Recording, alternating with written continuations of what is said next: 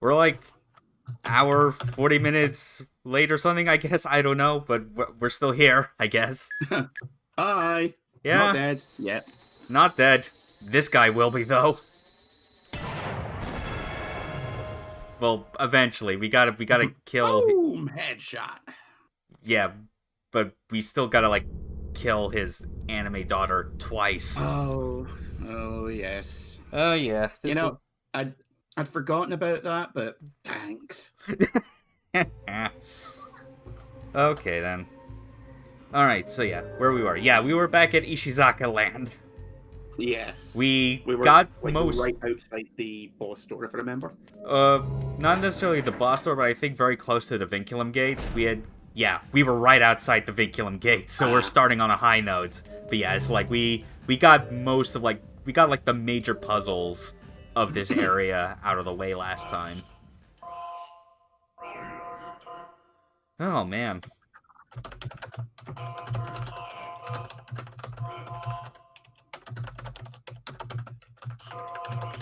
furious typing intensifies.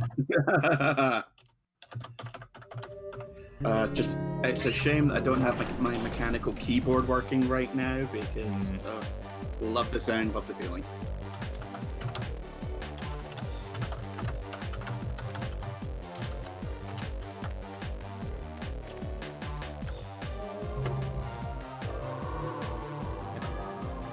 Okay. Now to just continue walking through here and continue to ignore the obviously lit door in the center. And body swerve. Yep. He's so small. Very small friend. Mm-hmm. Or just like the camera, like, yeah, it is weird because like with like the field of view on this camera shot, it does make him look small, but I'm pretty sure it's more like no, the camera's just supposed to be that like far back. You can Let see me dream. Pocket size scary friend. pocket-sized Bloody Sunday. And he Yep. just sits on your shoulder and makes sort of weird gasping noises at you. Little head poking out of a pocket. All right, what do we got here? Mithril smile. Oh yeah. This is Mask, if I remember right, yeah? Yeah. Yeah, this is the 3 charge one that you need to do. Yeah, just like a full charge eventually. So if I got enough, then I don't miss. Or I think it just went past him. yep, took him down. Blar. I don't even know if it was a case that I missed. I think it's just the problem because like Mask is the only one who has a stat dedicated to range, Range. and I yeah, think I that's just right. might have been too far, like out of it. Yeah. Yeah, that sounds about right. I always always forget I because- always love how Mask animates when he's going downstairs. just sort of a little strut almost. Yeah, that is like, I think almost about in time with like the beats of Rayvon. It's just And with the color scheme he's got going, it's almost Elvis Presley-ish. yeah. Could just like replace his grenade launchers with like glow sticks and he'd be good to go. Set up a couple of boards at the bottom for him to break. Yep.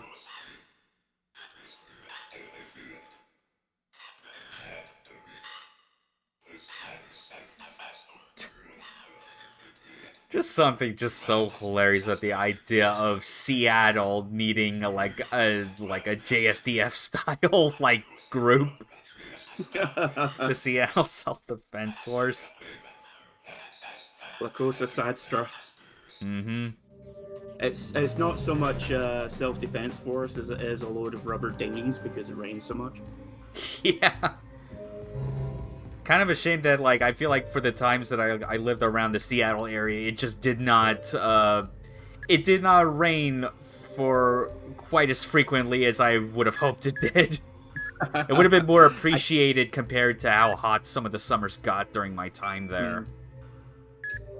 I think if they have a bylaw where if it doesn't rain enough, then you can take the tourism board to court. Yeah, that's true. I can only assume. I would not be surprised. Okay. So I know, like, with this boss that we got coming up, I do feel like it's the sort of thing where... I want to say on previous times I do recall using, like, con or whatever, but I still also remember times where I just used mask because I feel like regardless of, like, which version of this fight, it's more safe and practical, I think, just to stick with mask and the stamina ring because of how many hits you can take that way. Oh yeah, this fight, no matter how you're doing it, is death of 1,000 cuts. Mm-hmm. Don't think I ever used mask, but definitely con. Mm-hmm. Oh dear. This is the waifu future liberals want.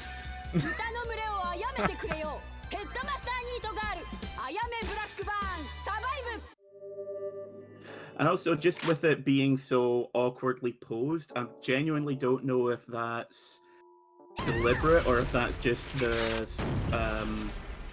motion capture. Maybe, I don't know. I mean, just the... To my mind, it looked really sort of janky and really not that fluid at all. Yeah. And I'd love to know if it was deliberate. Mm-hmm.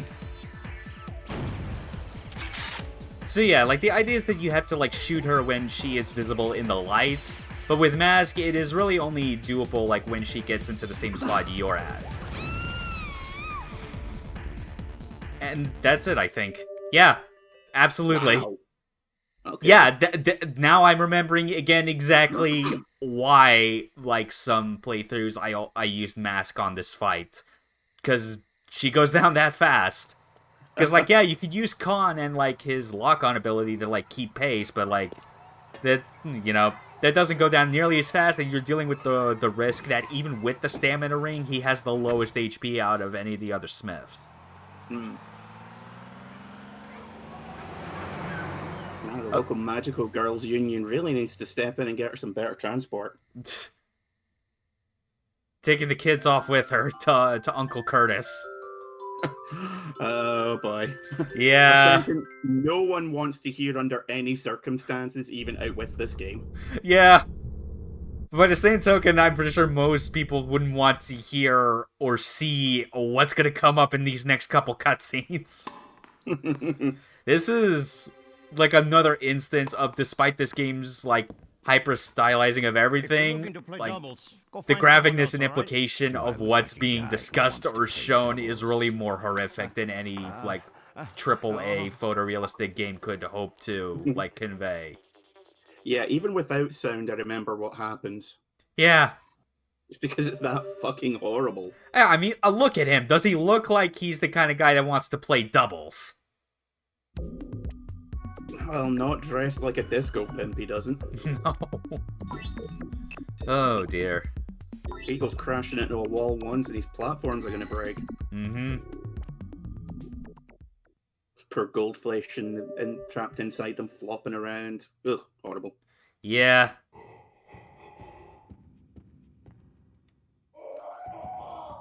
Okay, I can hear he's still busy, so I'm just gonna take my leave. I didn't actually need to get anything from here.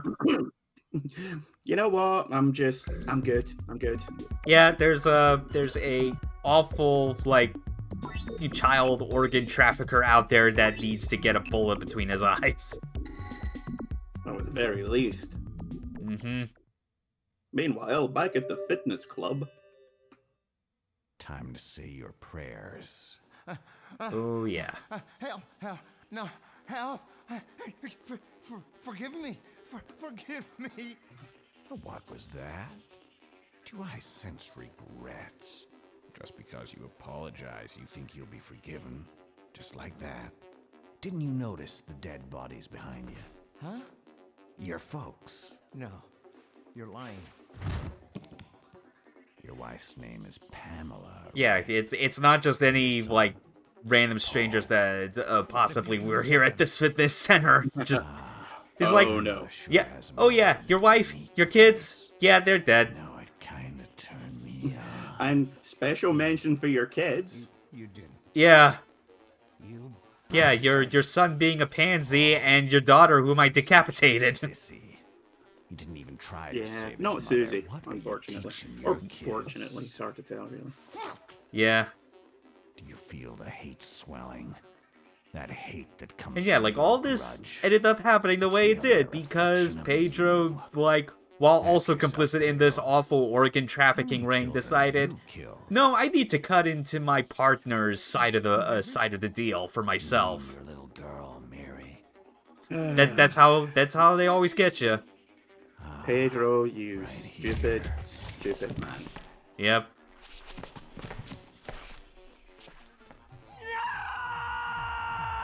Hey, how about a little head before we kill you? Too soon? Too soon. Yeah. Our villain, ladies and gentlemen. And still not the most reprehensible thing he does in this game.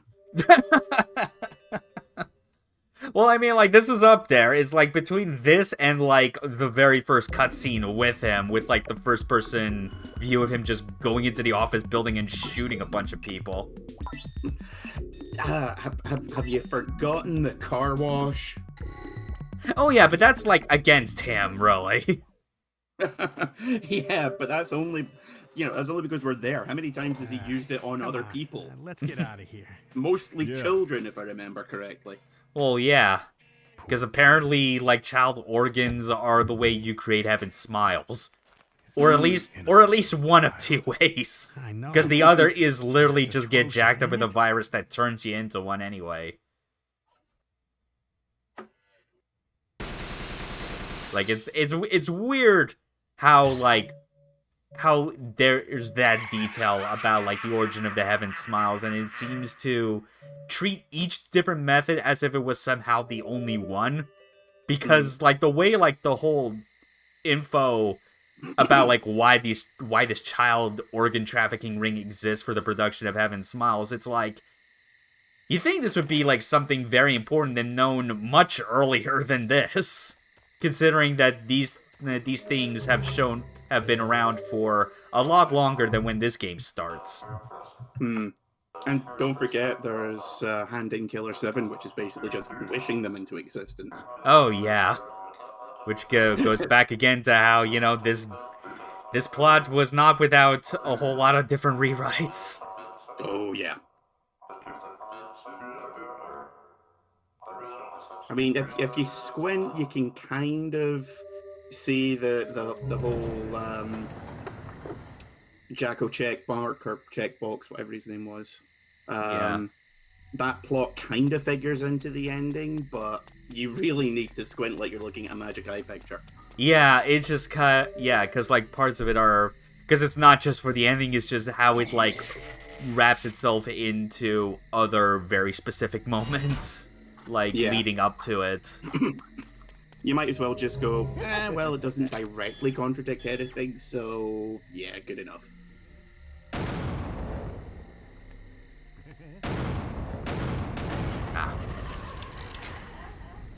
I always hate double tap against these guys. Yeah. Because I always think, I've just gone and done it. Yeah. But I think, like, the other thing is that, like, because I don't have Dan upgraded to the same level as Khan, his waiver is still a bit off. Hmm. And really, you want to use Dan for this, if only thematically. Yeah, which is, I'm gonna, at least for, like, this section, focus on doing that as much as possible. Mm.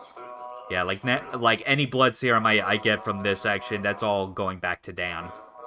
Just seems appropriate as well. Yeah.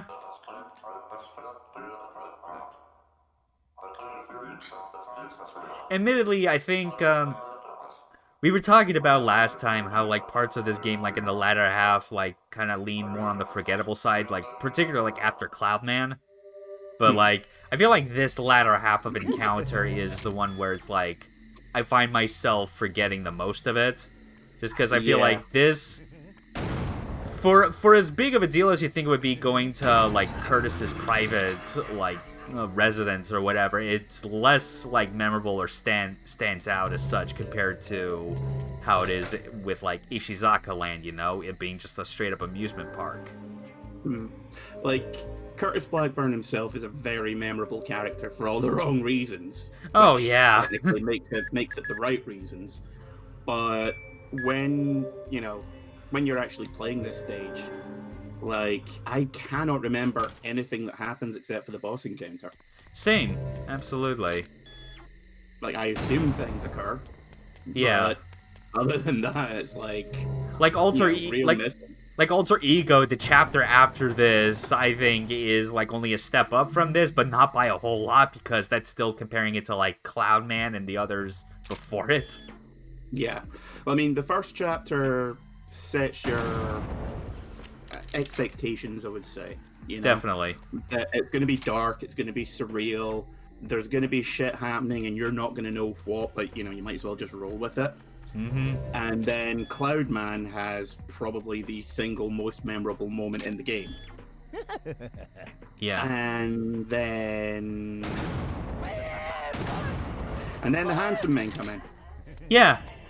Yeah, obviously the Handsome Men is like the most memorable part of Alter Ego, but that also is kind of the thing where like kind of goes back into like with this, the most memorable part is when you get to the end. Because that's when they get most involved. Surprisingly, I remember most of Alter Ego. Mm-hmm. Specifically the main puzzle gimmick of the stage, but also stuff like Khan's Maze. Oh, that was real close. Oh. Because I heard another smile around the corner somewhere, and I was like, that could not have been the Camilla, right? But no, Yeah. it was another bomb smile from like the other side of the intersection, just going after me. He went a long distance for some hugs. Yeah, and I like didn't even. Yeah, and I don't even think I have like the counterattack for Dan unlocked yet. At least I don't recall getting it. So I was very fortunate to like get him right there. Anyway, that was Kevin. Bye, Kevin. We'll never need to use you again in the game. Yeah.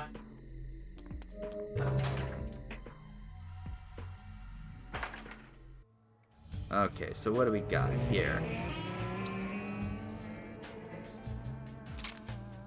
That looks like it could use an odd engraving or 6. Or a bullet. Or Yeah. I love how like that's the idea. That is full on RE4 style of like puzzle solution where it's just like just shoot it. Yeah, it's the Gordian knot way of puzzle solving. Yeah.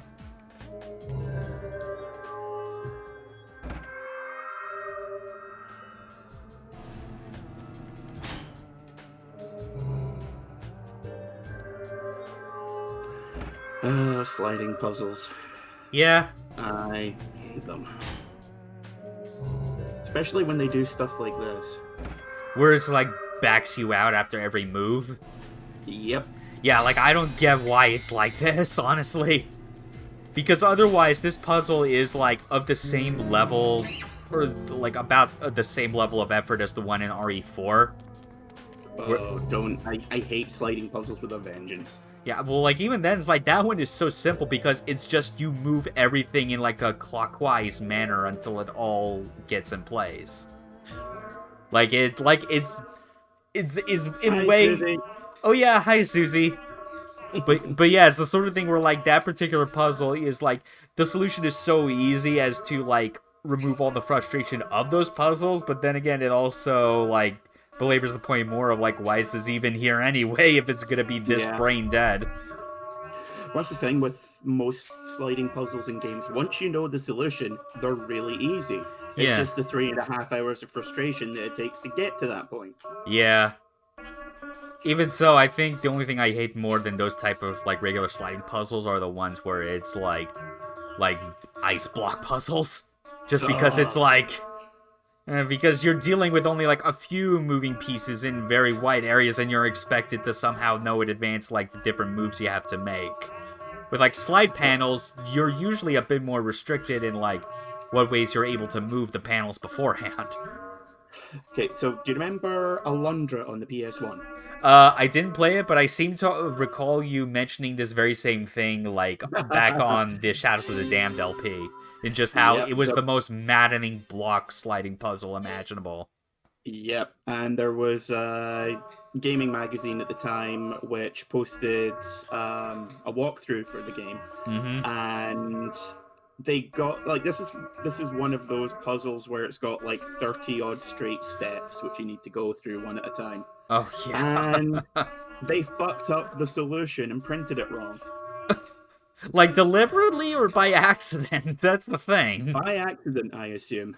Yeah, because I mean, I wouldn't put it past it for the developers, or like, especially considering I'm pretty sure when I looked it up, Alundra was localized by Working Designs. Yeah. I would not be surprised if there was some malicious intent behind that, considering, like, a different company. I recall Konami doing that sort of thing with Silent Hill 1. They basically told people, like, what the puzzle solutions were for, like, for people that were writing guides for the pre-release versions, and then we're like, no, fuck you, this is what the actual solutions are in the retail version. So that's pretty common for, I don't know if they still do it, but whenever, like for long games, like RPGs, for example, they would provide walkthroughs for the game so that reviewers could get to the good stuff. Yeah. And do everything off in a reasonable amount of time. Mm-hmm. So I imagine for, say, Alundra, because God knows that game was difficult enough, they provided that, and when they used it for the guide, some of the directions were wrong. Because I can't remember what it was. I think it was that they mixed up some of the directions that you had to push stuff in, but it was like it wasn't at the end. It was like right in the middle. Yeah. So you could get maybe the first dozen steps done, and then you still had to work out the rest yourself, and that was not easy. No, I can't imagine it being so. And that game was difficult. Well, yeah, it was localized by Working Designs, like. No, I mean it's designed to be difficult. It's not we jacked up the difficulty 300% just because we're afraid of video game rentals difficult. Yeah, that's like that's the game was designed to be hard.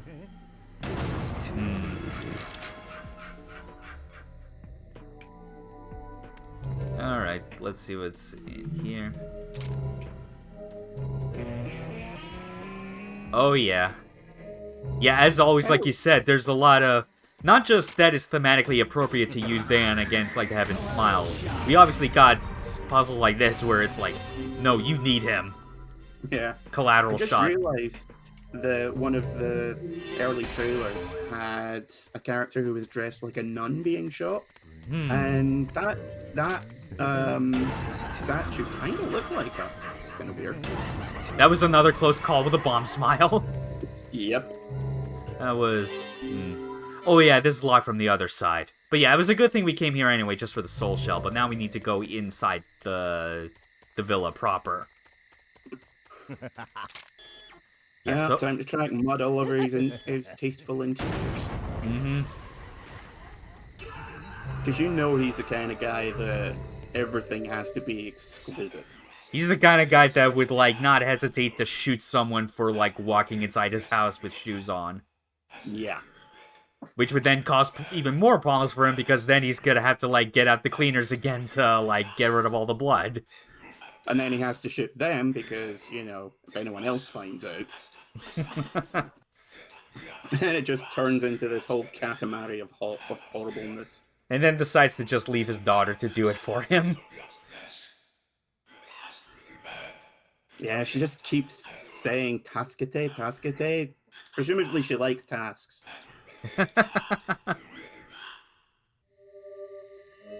Well, yeah, Pedro can't hide. He's already dead. Hopefully there's another Harmon's room on the inside here, because I got a whole lot of blood to drop off. Funnily enough, so does he. Uh-huh.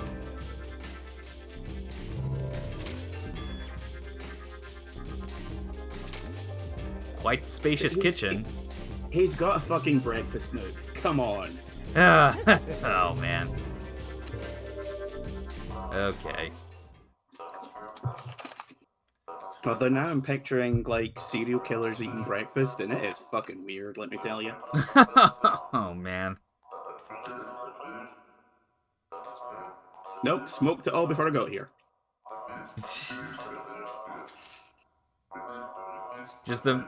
Just any amount of, like, imagining what their, those kind of people's mundane routines would be just, like, makes me default back to American Psycho. It's just like every one of these is just like some variant on Patrick Bateman. We all know this. I kind of get the feeling that Curtis is to a degree.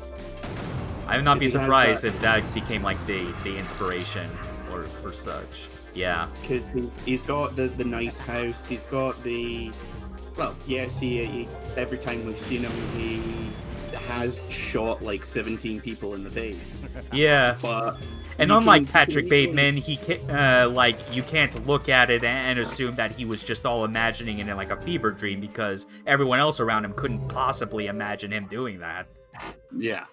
And you can kind of imagine that he probably has a very charming demeanor as well. Yeah. Like, he strikes me as the kind of guy who knows how to turn on the charm. Yeah, while being incredibly vapid and surface level on just, like, talking about the things he really likes, and just shows, oh, there really is nothing to your character. You're such a monster. Really loves talking about kitchen knives, and we're not sure why, but, you know, it's going to be another 14 or 15 bodies until someone brings it up. Yeah. This is it. The feeling, it's coming back to me. The sensation of killing. The doom and darkness. The dark streets. They're calling me to the ultimate ring. Yeah, that was that was quite a long like rant or whatever from Dan that I couldn't hear all of it because of the menu sounds. But yeah, it's like that's like the longest he has anything to say, because we're in Curtis's territory. He is anxious to murder that son of a bitch. Oh, is it the one where he's talking about how he loves the feeling of blood and the sight and... Oh. Yes, that is very much the same one. He Which is probably the longest thing he says in the entire fucking game. Yeah, absolutely. He's like, man, he's like so huge murder boner if I've ever seen one. That's yeah, it's locked. like the assassin version of horny on main. Murder boner. Oh God, I want to just jam it in your skull. I want to fuck something. You made it weird.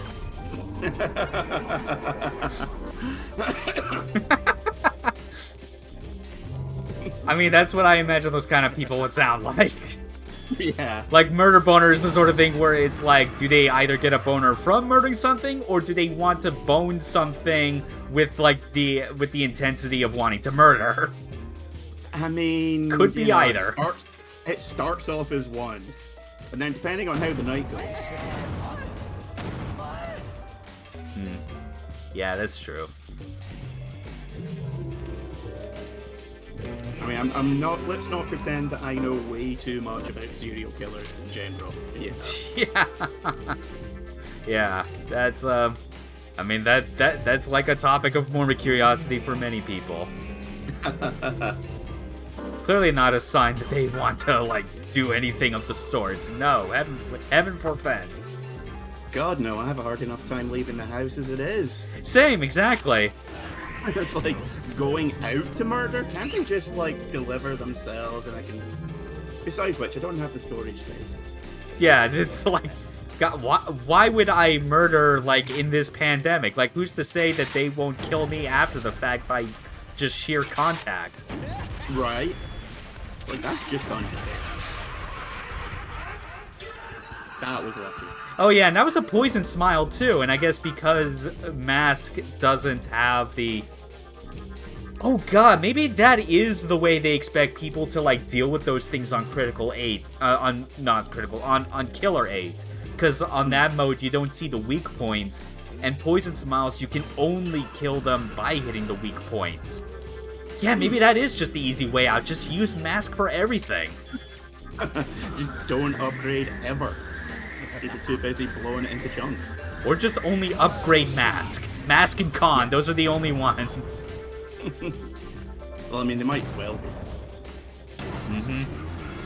Though to be fair, it's like, even with this mode, it's like, I barely use Mask.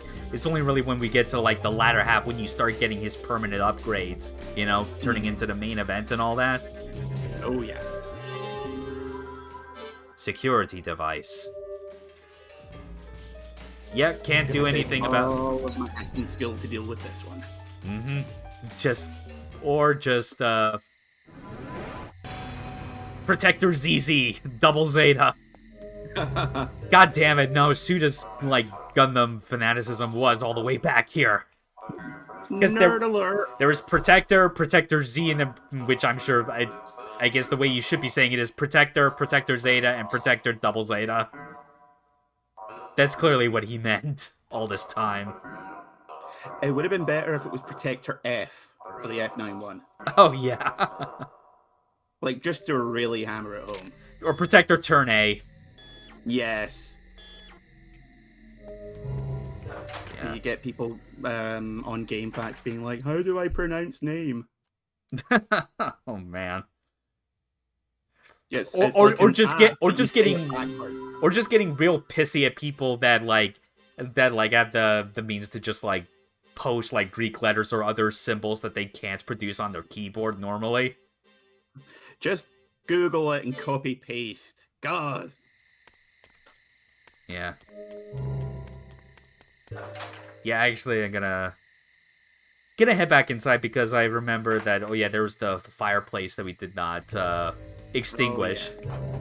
Because like I'm trying to remember again, because there's like a lot of different things you have to hit in this in somewhat relative order, and I know that even with Kevin, I think it's like those lasers you're not supposed to go through, even with his invisibility. I think is this the chapter that has the most soul shells in it?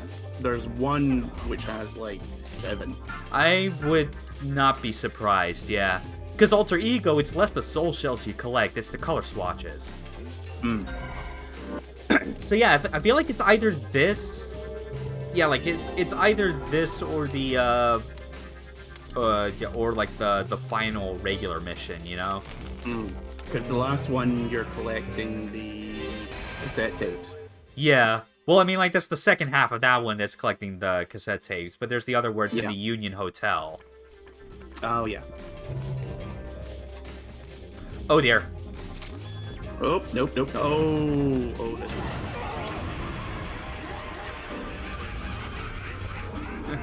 Oh, free hugs. Yeah. It always throws me for a loop again that, like, those birthing smiles can actually start moving after a while. I think that's the first time I've ever seen them, like, attack. Yeah, it is so weird that it does that. Like, I don't get it. Oh yeah, that's right, there is. Oh, but I need Coyote unlocked, so god damn it. Gotta go back to a place.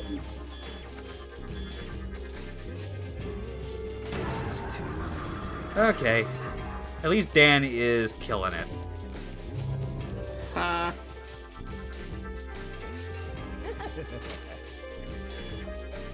Okay, so... Yeah, they do... Yeah, this game, at the very least, like, knows how to, like, keep the tension up just because, like, the further you get in, the more Heaven Smiles just keep respawning. Yeah, I do not remember there being this many respawns in the game. Oh, don't forget the pigeon there as well. Yeah, I'll be sure to get that once I get out, but then again, it's like... It feels like not that big of a priority considering I'm pretty sure, yeah, we have missed at least 1 or 2 in the process. Yeah. So... Okay. Okay, you loser. Get on out here. Yep, get Kaide as well, just to be safe, and that's all 7. That's all 6. Okay, then. Yeah, so, you you take care of Samantha, I guess. Yeah, just don't ask what she's taking care of is all. Yeah. Pigeon flying in through the ceiling. Pigeon, get! Give me Yeah, my this one I money, man. definitely know Yeah. the name of it. It's Xenia on the top from Goldeneye. Yep. I just love the detail that all these pigeons are named after Bond girls. Yep. Next obvious one being Pussy. Yeah, because, yeah. God, I can only imagine what that refers to. Must be dreaming. So, yeah. But clearly, it's referring to how Bond thinks of all other men as weaklings. Yeah. Yeah, the Smiths, she asked if the Smiths had any jobs going, and they were like, no, fuck you, you're worse than we are, and capped her. Yeah. And then we're also getting into Cass Bloody Sunday. Yeah, whose name actually is Bloody Sunday. Yeah, and was killed on a Sunday. And yeah, and think about that for a moment. They were more reluctant to kill Kess than they were Susie. I imagine that they thought that maybe he still had a, you know, they say that yes, he was a remorseless killer, but, you know, like, he made bombs. Bombs aren't really something that you can make mistakes with. And Also, they were still yeah. reluctant to kill him. And also the fact that, like, their main enemy at this current moment is a bunch of, like, suicide bombing drones. Yeah. Like, there's a lot that's going unsaid there, and I would love to know what they mean. Mm-hmm. So yeah, like, learn a bit more about Susie, Kess, Yoon-hyun, and just, like, realizing that, like, yeah, remnant psyches are, like, basically, like, what happens, like, with the people that the Smiths kill, and that they are killers not to be messed with. Yeah, think of them as like when you go to a really nice restaurant and you leave with a doggy bag. Oh, yeah. So now we can go back into that chimney and get in there with Coyote, see what's up. Yeah, I did not remember what's in there. I think I might have an idea of, like, what's in there, because I recall there being a Travis location that's, like, in a chimney-type location, and I think it's one of the best ones. Hopefully it's this one. Hip thrusting, that's hard to beat. That's powerful. Yeah, but I assuming this is the right one, I think you'll agree with me. It's one of the best. Yes, it is. This is the one. The Eagles landed. Yeah, which one? Yeah. I do not remember any social workers doing this when I was a kid. Mm-hmm. Clearly, I wasn't on the right program. Oh yeah, even more reason to hate Curtis. The anime doll head on Ayame's head is apparently Kurt's fetish. Well, at least he's not into feet. Too soon. Too soon. I love how the more gradually, like, kinks and fetishes, especially, like, very tame ones, become more, like, begrudgingly accepted, that feet is still gonna be the one that people jokingly latch onto as the worst of them all. Like it's people realize that, like, we can't just keep, like, ragging on furries endlessly, so it's like, no, what's the next thing we can do? Well, furries have joined Antifa, so, you know, yeah, they're okay. And they're no longer the bottom, like, tier of, like they're at least, you can say they are a rung above NFT grifters, if you want to go by, like, tiers of artists online. Yeah, and we use the term artist very, very loosely when it comes to NFTs. Well, yeah, that's why I didn't even say artists for them, because they clearly don't deserve that. That's more grifters.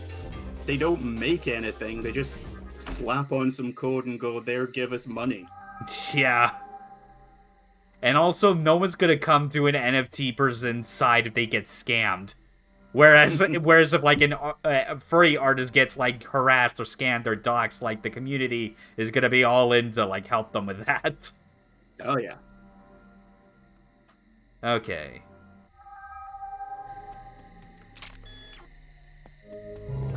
Actually, I'm gonna double check around the pool because I know there's a thing where like you have to like turn the lights on, but I'm trying to remember if like you can still like at least unlock the doors leading into this with Coyote.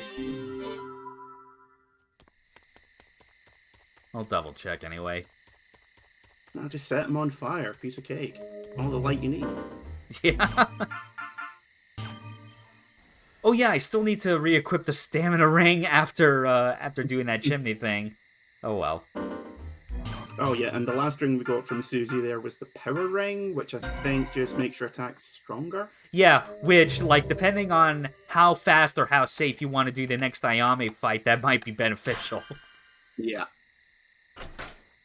Okay, yeah, so it's like, without the lights on, you can at least unlock this door, which leads back into the villa, but you can't unlock the other one that would, like, lead back out to that other part of the courtyard. Mm.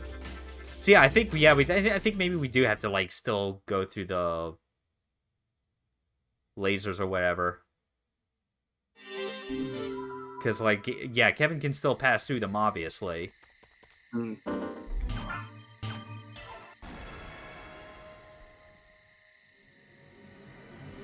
But yeah, I think Okay, actually... I like you're back. Yeah. Yeah, taking him away from his illustrious film career. Hey baby, you ever had your asshole licked by an albino wearing no overcoat? That's how that line goes, right? Yeah, I guess. Okay. Time for this. Time for this right here. Bringing back out the main event. Oh wait, but also like these things.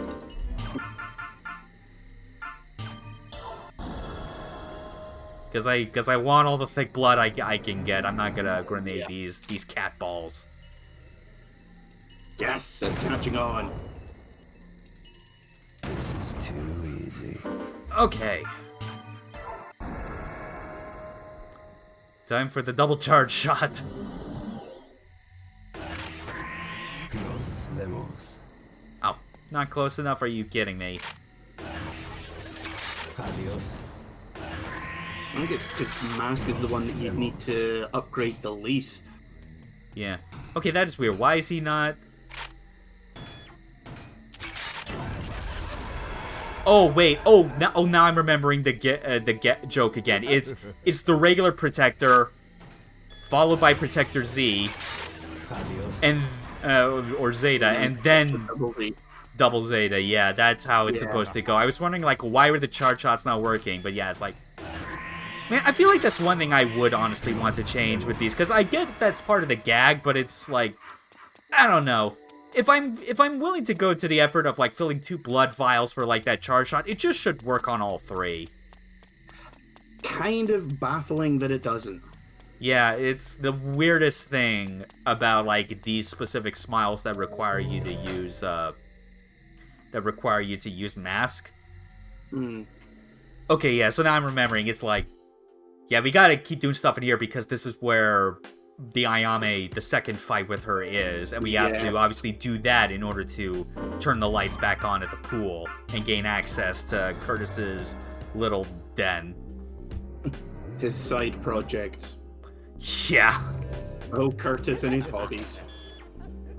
This is too easy. This is too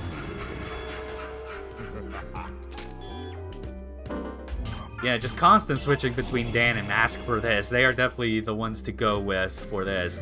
It's amazing. Like, I've not actually switched to Con once for this entire, like, section.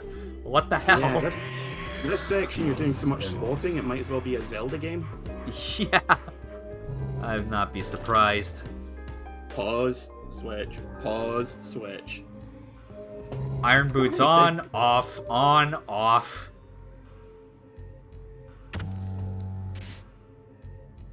Oh wow, look at the thick blood count still going up.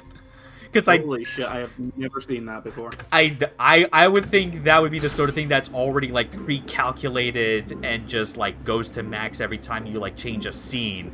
That's hilarious.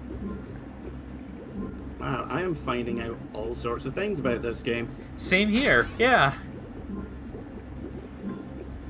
I guess, but I mean, like, I guess that's how you know that this is a really great game, because it's like your first playthrough just doesn't give you everything you ever need to see. Mm. Don't make me. I feel my blood rushing through. Now look my at that! I veins. can now get Yeah. Dan all the way up to level This 4 is on the everything. feeling that's coming back to me. The sensation of killing. Oh yeah. The Oh yeah, I doom forgot and about darkness. enemy slow. The dark streets. They're calling me. It never Calling really me seems the to ultimate do ring. much. Slows down a Heaven Smiles movement temporarily. I imagine it's one of those things, if you're specifically looking for it, you'll notice it. Mm-hmm. Yeah, because like it doesn't mention that as being like a charge shot, because Dan's charge never changes. It's always going to be those 3 vials to do the collateral shot. So yeah, it's like it's just one of those special abilities that is designed to work in like a somewhat random chance, I suppose. Didn't he get a level 5 charge as well? I He gets forget. another gun upgrade. Maybe, yeah. Yeah, that's right, yeah, but that's like a story-specific one that shows Yeah. up, not necessarily a, like, Yeah, he gets a weapon called the Demon Gun, Mm-hmm. which I think might actually be Curtis's. I can't remember. Yeah. God, so many thin blood vials. I could just, like, tank any amount of damage right now. Bathe in that shit. Yeah, just Yeah, that's too the other easy. reason why I don't like double tap and triple tap. It throws your aim off so stupidly. Yeah.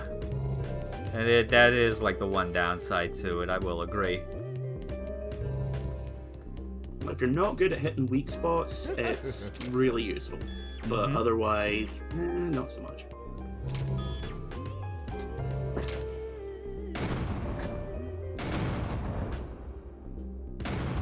Oh, there it works. Yeah. Yeah, definitely saw him slow down just a little bit. Plus it came up in the corner. Mm-hmm. Oh yeah, that's true. Oh yeah, we haven't seen this guy do his thing for a while, so let's just see. So we can, like, make going through this go as quickly as possible, considering the late start time that we had. Hey, they're dick nuts. Yeah.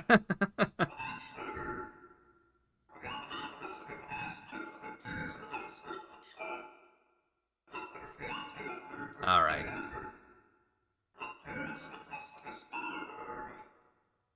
Yep, done that. Release the lock in the bedroom. That one's for Kaide, obviously. Bloodbath. Never lose patience, yeah. Well, that's certainly not Coyote. Or Yeah, Dan, for that matter. Yeah, I don't know, but man, Coyote, it's just like considering like all the beef that like Dan has with him anyway, it's like, I think it would have been a bit more funny if it was the sort of thing where it's like, in character-specific chapters like this, like some psyches would just not be like available, if only because they want nothing to do with the other. Like imagine if like just like this chapter had nothing for Coyote because he was like, I don't want to help this dickbag with his own like revenge quest. I hate him. Or if you can unlock him, but it takes more kills than anyone else. Yeah, so that he's like, fine, I guess I'll help. I'll help, but motherfucker, you're gonna work for it. Oh yeah, there's the garbage chute. I'm gonna have to. Oh yeah, we got like another one of those things that is required to use the time ring, the most dumb situational shit ever. One of like 3. Yeah.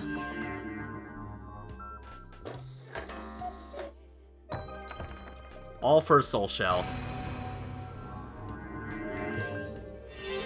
Swear to God, if it wasn't important.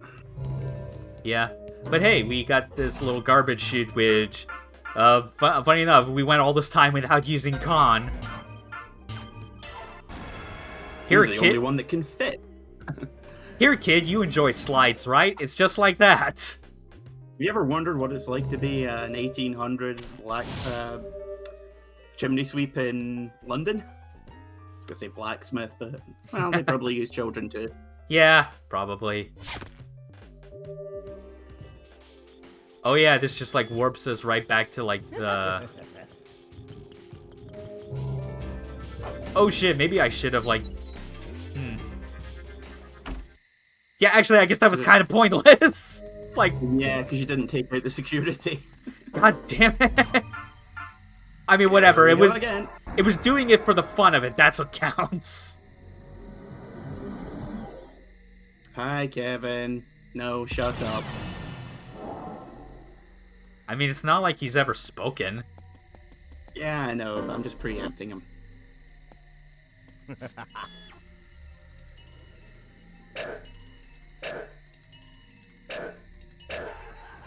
There we go. At least one kill with Kevin, just to show it's possible. Congratulations, weirdo. You got one on the board. Now put on a shirt. No, I don't care that Mask is wearing assless chaps. Just put it on. It was good for Ashley Wright. It's good for him. God damn it. That man's a hero. Well, He is the reinforcements. it's like, yes, I know that line is cheesy as hell, but god damn, it's still kind of cool. Mm-hmm. I actually did end up playing a bit of Vagrant Story again after so long.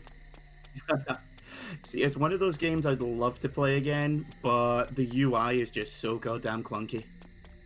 Kinda is, yeah, but I think it was just more the thing where it's like, it had been so long that like I had forgotten like some of the details on like the, on like all the different weapon affinities and like the, chain attacks and all that, and just kind of getting back up to speed.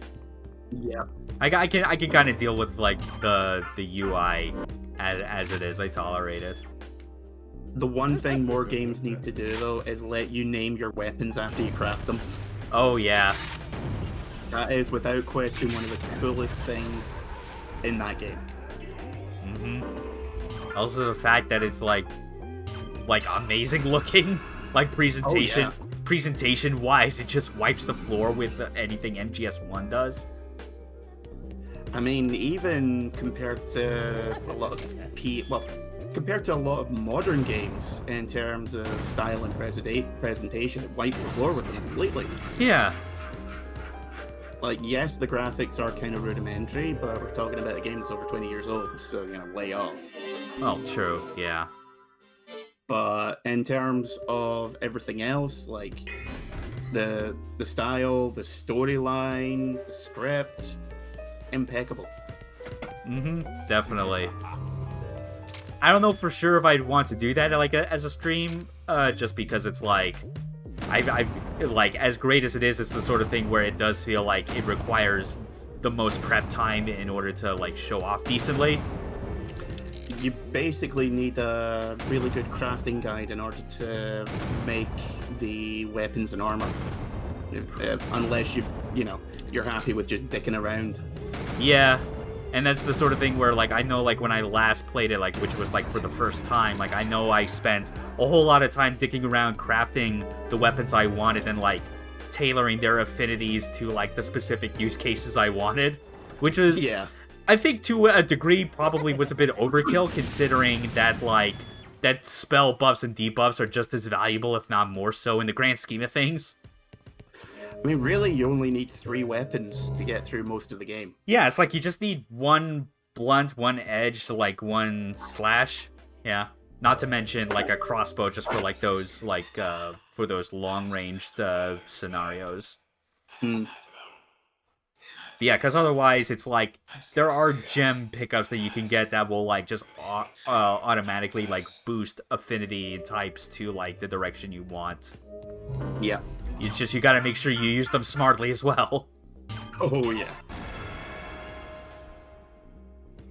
That said, though, it's like that is like the one PS1 Square game that comes to mind that like I like care anything about, because none of the Final Fantasies for the platform do anything for me. And it's like, yeah, I get that, like, Parasite Eve, at least those first 2 games have its fans, but even then it's like, I feel like I just cannot deal with the amount of times it just keeps using the term mitochondria ad nauseum. Might as well just say magic fairy dust. Yeah. The magic fairy dust in your cells is allowing you to do magic. Mm-hmm. And then it's like, admittedly, there's some other niche stuff from them during that time that, like, I didn't play just because I didn't have, like, the interest, but maybe that would change. Like, I know they put out Einhander. But it's like, I never played Brave Fencer Musashi, and I don't know if that would be up my alley. I would say it's a very PS1 game. Okay. You know, it's that kind of enjoyable but still kind of clunky, with very mid to late 90s voice acting and all that. Right, yeah. Oh, Like, yeah, and then there's also... If you watched any cartoons or played any games during the 90s, you'll recognize just about every voice actor in it. Oh, yeah. Oh, yeah, and then I also remember that other stuff they put out on that system at the time is Air Guys, but, like, I only really know about that just because of the awful menu noises. I played Air Guys. I played the Quest one. But I didn't know that you had to essentially level up both characters equally. So there comes a point towards the end of the game where one of your characters runs into the final boss and they just die. Nothing you can do about it. And you're supposed to go back down to the final floor of the dungeon with the other character to revive them. Jeez. So is that better or worse than their ideas for the Bouncer? Because I at least know that specific team, Dream Factory, made both games. Oh yeah. I would say they're both their own unique brand of awfulness. Yeah. You know, you can't really compare them because one is like try hard and comes across as bad as a result, and the other doesn't have the try hardness but has bad ideas. Okay, because I'm trying to, like, piece in my mind, like, which one is, like, the more try hard, or, like, just because it's, like, I really... is definitely the try hard. Okay, yeah. Because it's like, because we mentioned it before in the past, like, I just dig that game's, like, 90s OVA energy to it. Yeah. Oh, no, it's like, the Bouncer is the original character Donut Steel before original character Donut Steel was invented, you know? Well, yeah, I mean, Sion's just Sora. Yeah, and Volt is just really, really buff as hell. Oh god, just thinking again with, like, the Sion is Sora shit, I'm just... Probably the best cursed idea that's ever gone through my head is, like, if Nomura ever wanted to, like, bring the Bouncer back for whatever reason, because he is just, like, the poster child for insane Square creatives at this point. Like, just the Bouncer, but it's Kingdom Hearts characters. Like that exact same plot. No.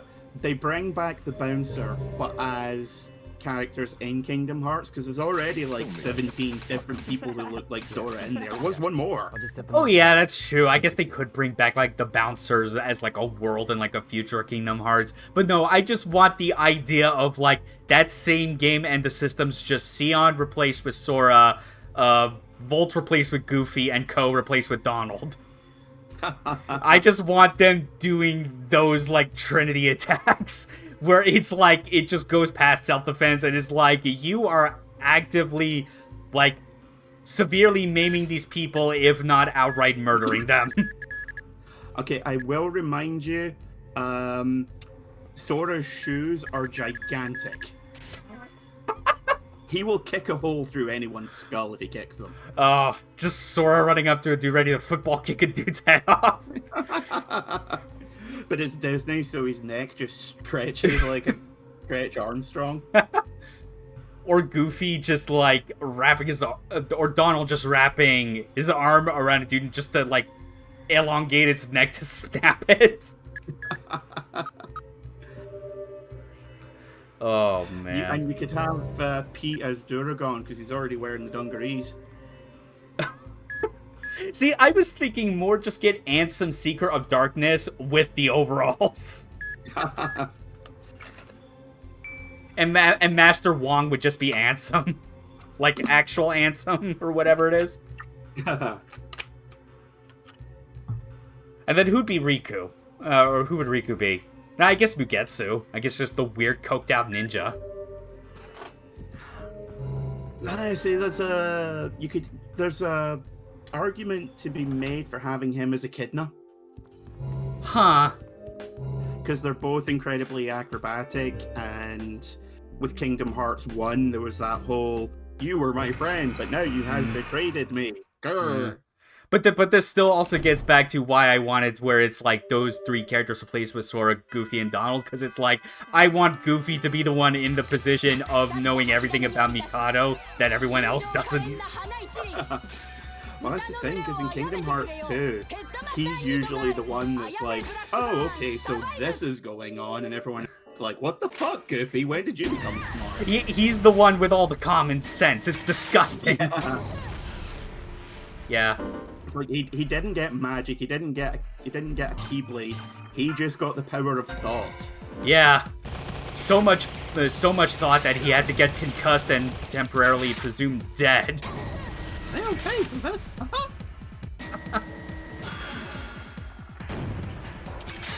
Okay, there we go. I switched to the power ring for the time being just because it's like I figured I kind of want to get this part through a bit faster. I mean, like, I got him at level 4 already on everything. He should be fine. I think she's almost dead as well. Maybe, I don't know. I know there's like a second phase to this where she just starts staying in place, stops running, but she just doesn't stop shooting. So it becomes full-on attrition. Now remember the shutters start going really fast. Yeah. As well. Okay, come on, where are you? Yeah, I don't think she's affected much by splash damage. Yeah, even though, like, the damage, the direct damage from this is, like, so good anyway. But yeah, it's just, it'd be nice if, like, my waiver wasn't so garbage, even upgraded to the degree that it is. Okay, where are you at? Come on. Oh yeah. I can hear her getting hit.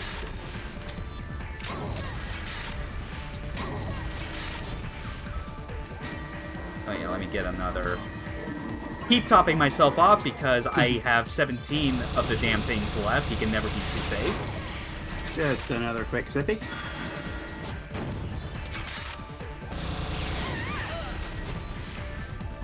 Oh yeah. Just imagine at some point he just like has a couple of big bottles of blood and one of those beer helmets. Oh yeah, this is the second phase I'm talking about. She is Yeah, now no longer... Oh yeah, that is a lot faster now, because it's like... Huh. You know what? Because it's like, in this version of the fight, I always use Mask, that much is clear, but I never really switched to the Power Ring for this. That explains why I went by even faster, because I think at the time I was like, I don't want to have to die to this bitch, I am just going to play, just do the long game. Yeah. And of course, the creepiest part about it is that she looks like she's in her mid-20s. Yeah. Yeah, it's just... Those anime doll head masks will never pass. Freaking fursuits are like more accepted than those things. Well, a lot of people like fursuits just because they're big and they're cute and they're cuddly. Well, yeah. Well, yeah. That's the benefit it has, even though it's like, you know, there's obviously the matter of like whether or not you care about like, or are comfortable with like the typical like furry art style, you know? Yeah. But that's like a whole other matter. But yeah, it's like even like regular anime fans, I don't think can even like muster up the courage to go, yeah, those like those Kigurumi doll heads, like anime faces, those are totally fine. Like no one does that. Yeah, that's like admitting you are the most like you're rock bottom. You are the most depraved. Yeah. It's like those are the people where I feel like I would not blame you at all if you were to make like a pedophile or like accusation about them in those instances. Because otherwise, like in most other situations, going to like that level of calling them out feels more like projection or like if anything else, or just like full on like says more about your own mental state than the person that you're throwing shade at. See, I don't know about that, but I do feel that there's it's just a hop, skip, and a jump from I like it when they wear the cosplay mask to I told you before when she's wearing the mask she's not my sister. Yeah. Like there's just a hair's width between those two. Mm-hmm. And again, this was all something that came about as part of like what Curtis was into. Just like, hey daughter, wear the anime mask. Now leave me as I need to harvest these child organs. Hey look, I'm juggling. Da, da, da, da, da, da, da, da. But hey, now we get to justify using this this garbage chute again, or laundry chute, whatever it is. We've never done this before. Whatever, Khan is all into it. He's down for like a second ride. I smell like potato scrapings. No potatoes though. Kind of weird. Yep. Now then. Oh yeah, and since we turned off like both security panels in that house, like that little security system like icon next to that door is no longer usable because it's off. We don't need it anymore. Okay, I hear 2. Oh yeah, there's a micro smile. Yeah, I was gonna say. Oh, good thing both of them are taking the long way around. They're not gonna pincer me. Thank Christ. Doing their daily exercises around the pool. Yep. And now, of course, we gotta worry about draining the pool. Oh, screw it. It's not like I need any more of his thick blood. They're not the ones that teleport. You're okay. Yeah, it's fine. They don't got the massive tumors on their head or arm or what have you. They're not suffering from gigantism. Just cap the fucker.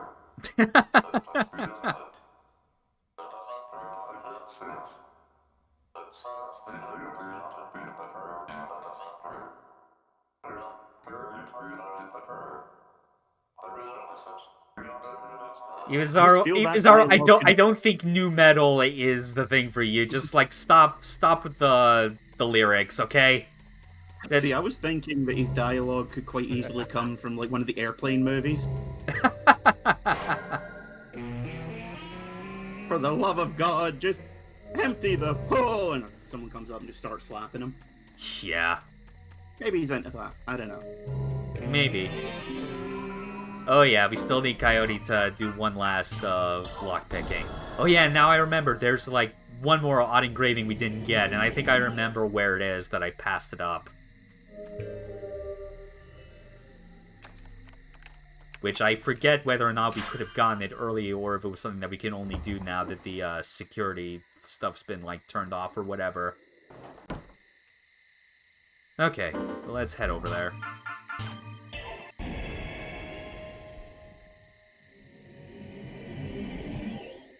Alright.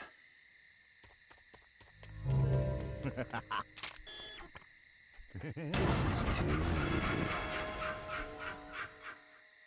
easy. Hopefully I think there's another Harmon's room right in the pool. Yeah, something like that. Yeah. Yeah, there's usually like a Harmon's room that is like right before where the actual boss room is anyway. Mm. So we got more blood to dump off once we got it. But yeah, we need to head back here.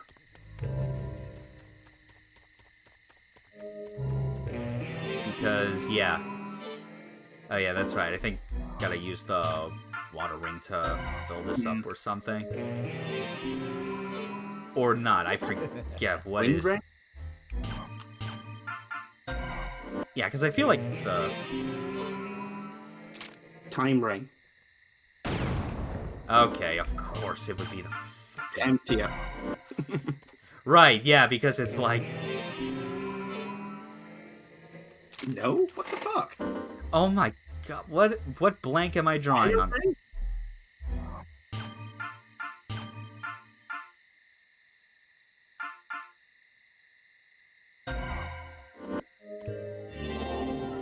Oh my god, you serious? What? I completely forgot about this whole puzzle solution. What the fuck? I'm gonna say that our suggestions were far more reasonable. Yeah. Also, I think the lighting made it so that it was hard to tell whether or not it, like, what was even in there other than the smell. Because it looked like you could have filled it up with something. It looked like rancid water to me. Yeah, yes, I'm glad I'm not the only one who also thought that. Yeah, it looked like the septic tank or whatever was leaking. Yeah, just... Oh, Killer7. Fine, whatever, we're done. We're only doing these puzzles out of obligation. There.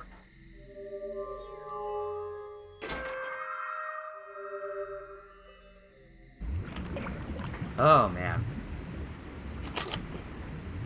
And John Wayne Gacy wishes he had this kind of space. Oh, yeah.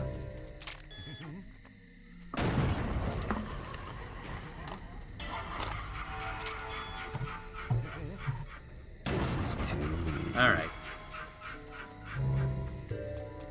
Now we go down here.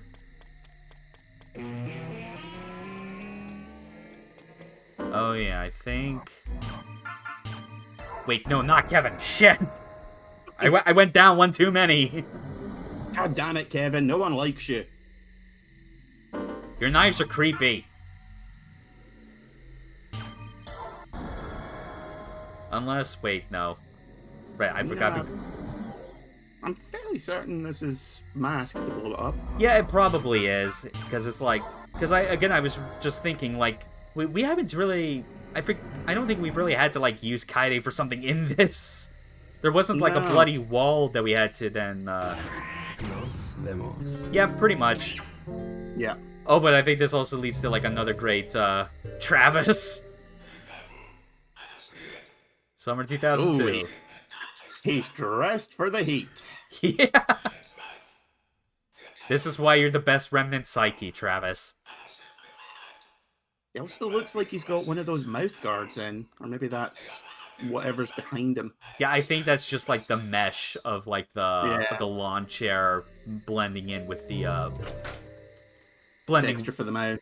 Yeah, with the teeth. Anyway, let's dump off the rest of this blood. Surely it'll break the machine.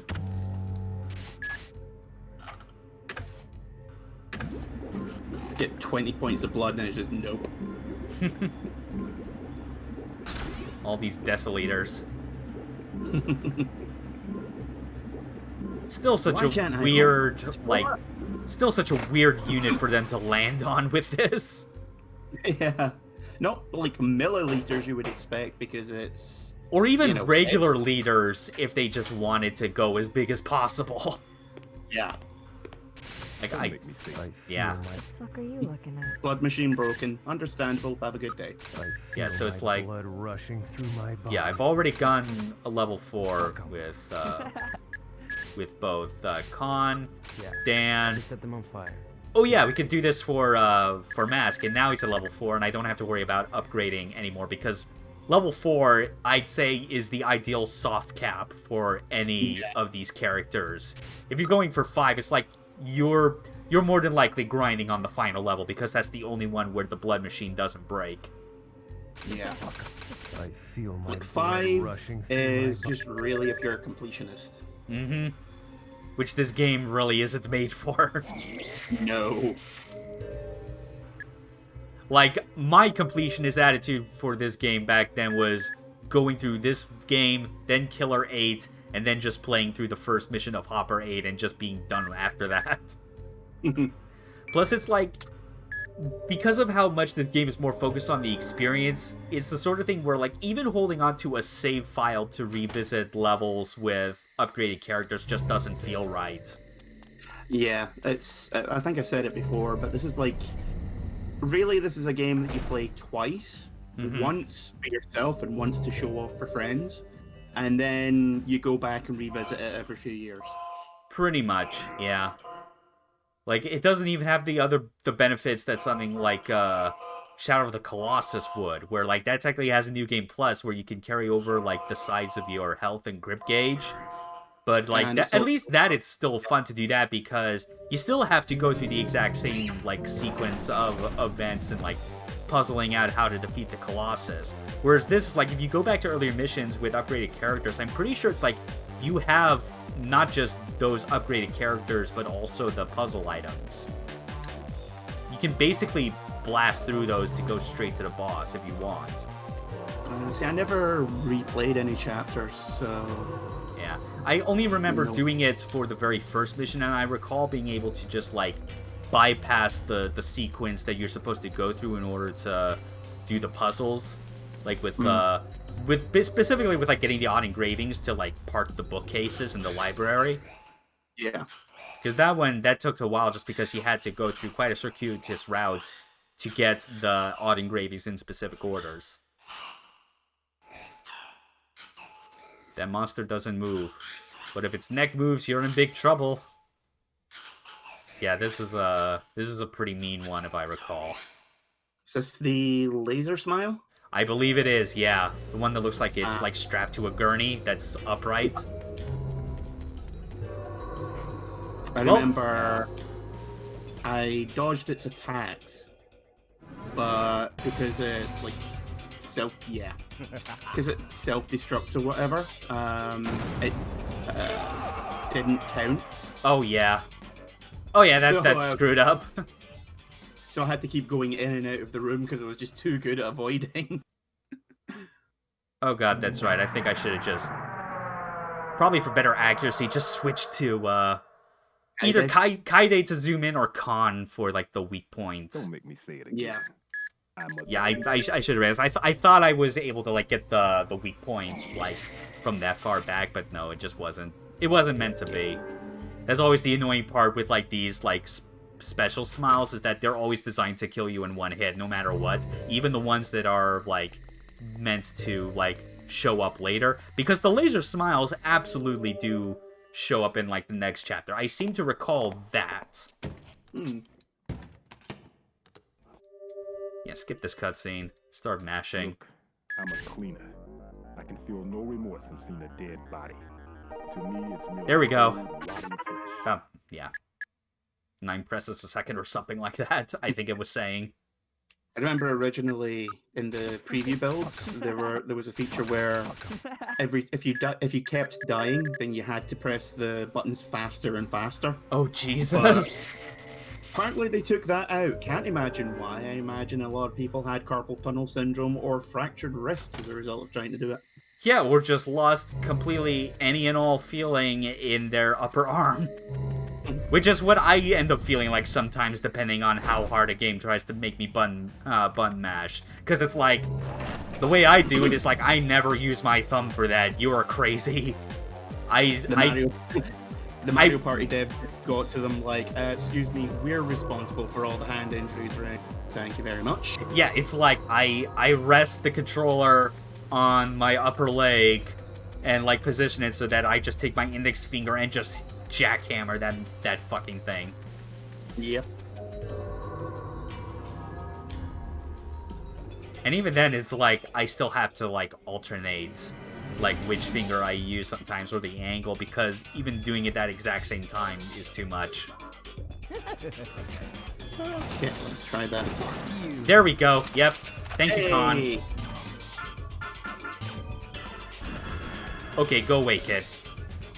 This is Dan's time to shine. Get out of here, son. You bother me. That wasn't quite the Dan voice. Get out of here, kid. I was going for Foghorn Leghorn. Oh, yeah. Okay, that makes a bit more sense. He'd always say that to, like, the little chicken. Yeah. Then say he's a nice kid, but he's about as smart as a sack of wet mice. Yeah, you mentioning Foghorn Leghorn is just reminding me of, like, this dumbass, like, caption or edit or whatever from, like, Stop Bullying Me, Nagatoro, where it's just Foghorn Leghorn talking to the MC is like, yeah, I don't see why you gotta keep letting that girl bullying you, I say. And it's like, this is weirdly cursed, but by the same token, I also appreciate the idea of just some random character giving this kid a talk about how he doesn't need to keep letting this girl bully him. I say, son, you gotta get yourself a spine. Stand up for yourself. Look at me when I'm talking to you. Yeah. Okay.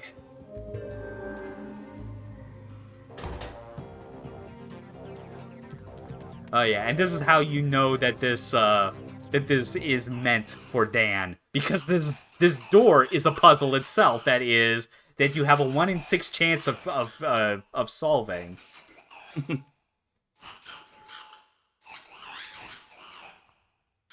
And also the introduction to, like, one of the more gimmicky boss fights, but it's still a pretty cool one, all things considered. Still surprisingly difficult to work out, but very tense for it. Yeah. Don't trust the pigeon. Oh, you only ever make that mistake 3 times in your life. See, that's the puzzle. You need a character that is at eye line with the door, and the only one is Dan. So, Curtis, how can you be as creepy as possible? Yep, that'll work. Okay, Spilla, where's the wire work? How you doing that? Changed considerably. Goddamn Into a vampires! badass, if I may. Yeah, and you've changed a lot too. Into an old man. I went to see the devil. Now it's your turn. And I'll be sure to send Birkin your way as well. Guess I have to kill Once you I'm done. again. Shut up before you run out of breath. Say I hi got to his rid of daughter those for me. Smiles. There's no one Oh, to disturb wait. our game. Wait, no. It's just you. Yeah, I'm pretty sure if those two ever met in hell, like, Curtis would just be having a never-ending nightmare. Even for an old fart like Oh, God. yourself. Talk all you Curtis want. Blackburn versus I Bad would Girl. bleed 6 bullets for you. There's Or a grudge 4 match for for the you. ages. He We'll just begin thinks when that the that he can just tame her like he does his daughter, but then it's like, oh no, oh no. You done fucked up now, old man. You done fucked up. Okay.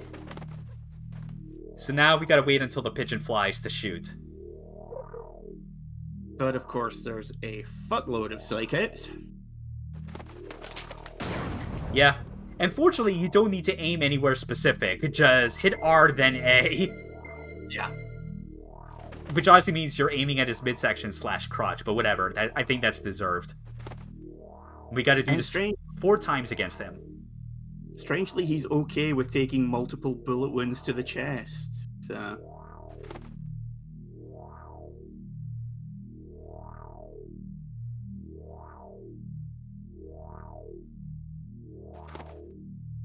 That's 3 psych outs in a row, you fucking bastard.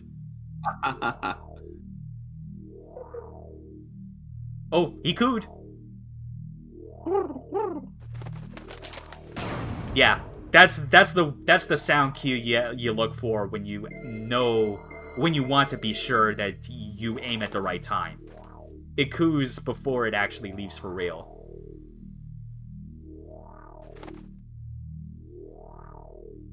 That's 1.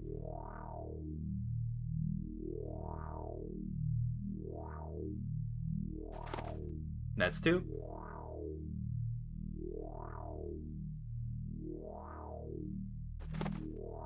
Riveting gameplay! God, the last time I had this much excitement, the doctors were about to unplug my life support.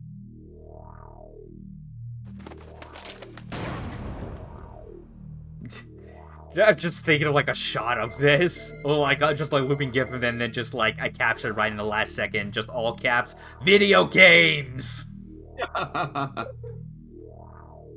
Next generation HD.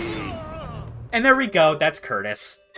I knew there was one where the pigeon Looks just like flies this away is your immediately. end. Yeah, which was I could tell because he cooed, like shortly before that. This is pretty See, funny. this, You got you know, quite a this game hobby tries to there, psych old you out in man. this fight, but at least it's Doesn't consistent with its Bit of rules. a hobby after Yeah. retirement. What do you It's think? not when the pigeon What flies, do I it's when he think? coos then I think flies. what you got here is no different than what those guys do at immigration.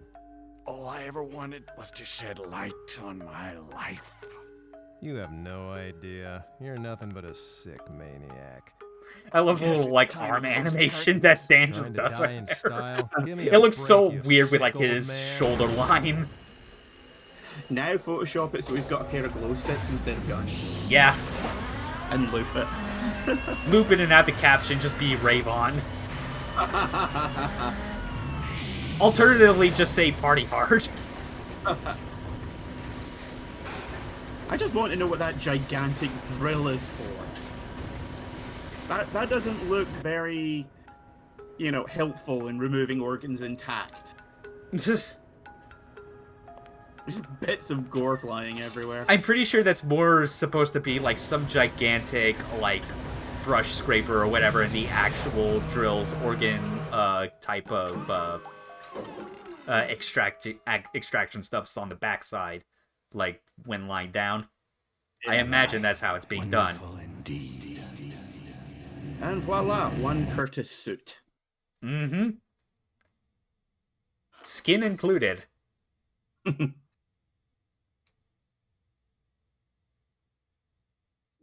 Okay. How many did we get out of that? Ooh, 132 smiles. pretty good. Yeah. Bit of a dodgy translation there. Mm-hmm. Yeah, Alter Ego's next. Which... So this is like the, This was admittedly like the minimum I was wanting to get through for this stream, but I've like... I don't know, how are you feeling right now? I know this was obviously like a late start. You were like, circumstances kept you from getting home quite as soon as you were hoping. I can go for another bit.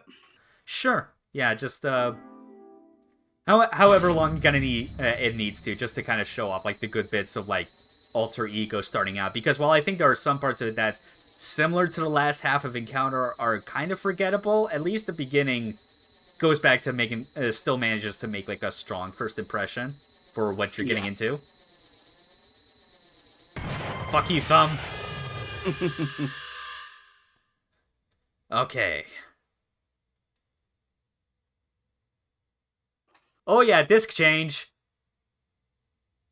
Never had that problem with the PS2. Nope, you had way worse. Funny thing too is that because this is being loaded off an SD card in Nintendo, it's like I don't even need to press a button for the disc change. It just does it automatically. Please leave a message after the tone. Hello, Mr. Smith. The election is drawing near. Have you decided on your vote? If you haven't, please let the Republic Party make the most. Now we get actual anime cutscenes. Yes, I forgot about this. The whole chapter's like this. Yeah. And it's like... It's weird too, because I forget specifically what the, like, what the studio was they got for this. I want to say it was something like JC Staff or something. Because it's like... Because it's the sort of thing where I feel like it was clearly a studio that was like a step above Gonzo. I was going to say, like, it would not surprise me if it was Gonzo. Mm-hmm. You know, But for all your animation needs. Yeah, because it's like, I know Gonzo did the anime cutscenes of Radiant Silvergun. Like, that was kind of the most notable, one of the more notable things about that game. Staring at? But it's like, nah. Oh. Yeah, I think it was I JC get it. Staff or something similar. You want to take a look? Which is weird, because either way, this still feels like Does it turn pretty out? mid in like quality and look. Does it? Just because I think that's... Will you stop staring? But I think that also goes back to Jeez, how, what you a know, this was the pervert. early mid-2000s, and this was around the time when, like, anime was transitioning to like digital cell work for the for animation, and just losing like some of the unique touches that like traditional cell animation already had back then. Okay, apparently all the animation, epic, famous for such shows as Rockman.exe, Shaman King, and Pilot Candidate. Okay, those I think he clipped out a bit like on the saying what the name of the studio is, but like the stuff they worked on, I think that tracks for this. What was the name of the studio again? Zebek. Zebek. That's okay. Yeah. Yeah, they did a lot of. In fact, they're still going today. Oh yeah. Yeah, But the name rings familiar. Like they actually did like the. they did the Death. Oh yeah, they also did the last season, the latest season of Full Metal Panic, Invisible Victory. I seem to Yep. recall that because KyoAni wasn't available to do that after second raid. Yeah. What else? Triage X. Oh, they did Nyaruko-san. Oh yeah. Oh man, that's. Oh Nyarko. The majority of the stuff that they do tends to be excuse me, tends to be like anime tie-ins basically. It's tie-ins and adaptations of like existing. And Who are they? And then they do Never shit heard like of 'em? Nemesis, That mysterious which is group like, of what guys the who call fuck? themselves the jeez. Handsome Men? I've heard that Bit they're of a designed like 180 from military Shaman to counter King the heaven to smiles. Nemesis. But what's funny is that they look like heroes from an underground comic. ZTT Comics. Ever heard of them? Anyway, the hype about this comic is that the story But seems yeah, to cross now over that I with know the who's done it, real I can see that's What's definitely that got to do like with it Peterson's it assassination? feels like that kind of Well, you see, animation, the you know? story in the Yeah, comic especially forewarned just about like the assassination circa before it actually 2005. happened. It's Yeah. just 27 not minutes afterwards, like a news it's story not about getting to like Henderson's this assassination not was quite updated to in like the what we're online used to game. when it comes Who's the to like architect digital behind cell this? work Well, I know for sure anime that the today, bastards you at know? the PR agency, Yeah, like you Electro could and tell Rank me Inc. that are this trying to buy was over whatever character rights they can like get a one of the hold Dot Hack Not only OVAs, and that, I'd be like, they're yeah, that spoiling seems the about creative right. interest Yeah. of that industry. But yeah, I'm still reeling from you bastards mentioning on the the target. Arco-san because it's like that was Actually, I've the not target like is the thought comic about book that writer, Trevor Pearlhammer. that series in a long He's got a time. place down in the Dominican Republic where he does his I thing. absolutely loved it. I just Sometimes wish you, it had have kept to take a going. stronger Yeah. approach. Hilarious. It was like Got it. I think that was like Oh, the and first before I time forget- since Tenchi Muyo I had seen a harem anime that I actually enjoyed. Look, Yeah. Because the it's latest like, issue was released today. because it's the Last sort of thing weekend where was like, Thunderson's I guess they're assassination. almost covering the same cloth According to in the last sense that the issue, members of the there's harem are supposedly clearly a new not enemy human. appearance in here. Yeah. Except where one is humanoid space aliens, the others are just humanoid cosmic Turned into horrors. a monster. Yeah.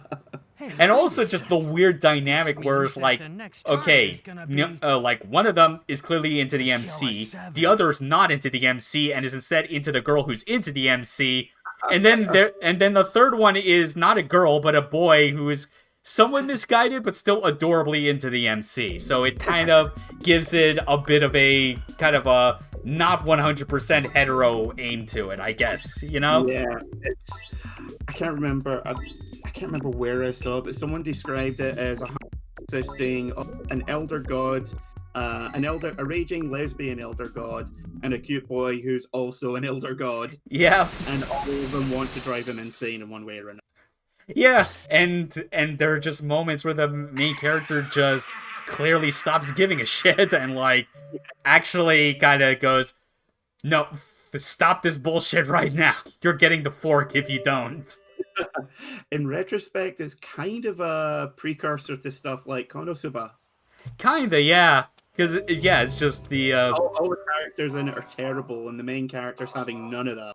yeah, that's really the thing that I think makes it work for me these days, where it's like it needs that Seinfeldian everybody's awful and like the stuff they're getting into is just like they're more or less getting their comeuppance for it.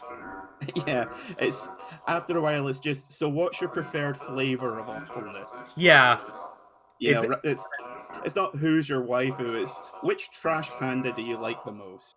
Yeah, or which trash banda do you want to see, like, get it the worst for karma reasons? Because it's like, I've definitely seen other, like, not necessarily anime, but definitely manga out there where it's, like, very much leaning into, like, the ecchi side of things. But like, obviously, with how much more adult it is, it, like, gets real, like, oh, you are just waiting for them to go to jail at some point. And sometimes I wish that some of those manga would end that way. Hey, here's something. Well, there's Let me sing you a song. one which amazingly got a Western release, and I'm still trying to work out how. Oh dear. Called Godere Nagihara-san, which is, it starts off as your typical, here's a cute girl that's going to help the main character get laid, but literally all of her ideas boil down to some form of sexual assault. Yeah. Every chapter ends with him getting arrested. And you'll become Like- a resident of the City of Smiles. I feel like I should read that now, because I think that is more my liking. Because the example I'm thinking of with what I'm talking about is there's this old manga called Oni-chan Control, and it's specifically where it's like, Sounds familiar. is it yeah. where like the main girl is a yandere for her older brother, but this is the sort of thing where the older brother knows this and realizes how fucked up it is, and specifically goes to college in like Tokyo to get away from her, but she ends up following anyway. And like all her schemes end up roping in a bunch of other people that all have other various like fetishes or kinks that like go straight into dubcon territory. Like one's an exhibitionist, the other is like a clear like hyper masochist. One is a straight up lolicon, and the other's a fujoshi. And things kind of, I recall them right up to the penultimate chapter spiraling to a degree where it was like, I was sincerely hoping that it would end with everyone just getting, like, thrown in jail, because the shit that the sister was doing was entirely contingent on all these other people doing the things she wanted and just kind of enabling their own proclivities, and it was like, just... It is the thing where it should have ended with, like, the worst outcome possible for everyone, but the author pussied out on the last chapter, and it was like, just got swept under the rug, and it was like, man, fuck this.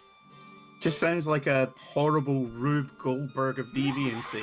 Yeah, all because it was like, oh yeah, and like one of the other friends that the main character, the main girl character had, was like a big sort of like otaku for like old like surveillance equipment and camera, so she gets like coerced into using that stuff on him. So it's like, Jesus, man. Oh No, there's just so many where it's like you're reading it and you're laughing. yeah. And you're like, if anyone saw what I was laughing at, I would be on a watch list for the rest of my life. Yeah, that's pretty much the duration of my time when I was in college.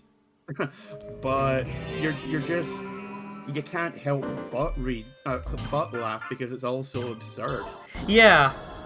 And Also, yeah. don't forget to put on the stamina ring. Oh yeah, that's correct. Yeah. For some reason I thought I did, but no. Yes. Yeah. Put that upper body strength to good good use. A mask. There you go. Oh. But yeah, it's like, man. It should have given it a oh god, what was the wrestling move I was gonna say? What's that one? Sort of like a pile driver, where I think it is a pile driver. Yeah. Ignore me. Yeah, I'm definitely not that up to date on like all my different wrestling moves and terminology. All I know is suplex, tombstone pile driver, armbar. That's all you really need.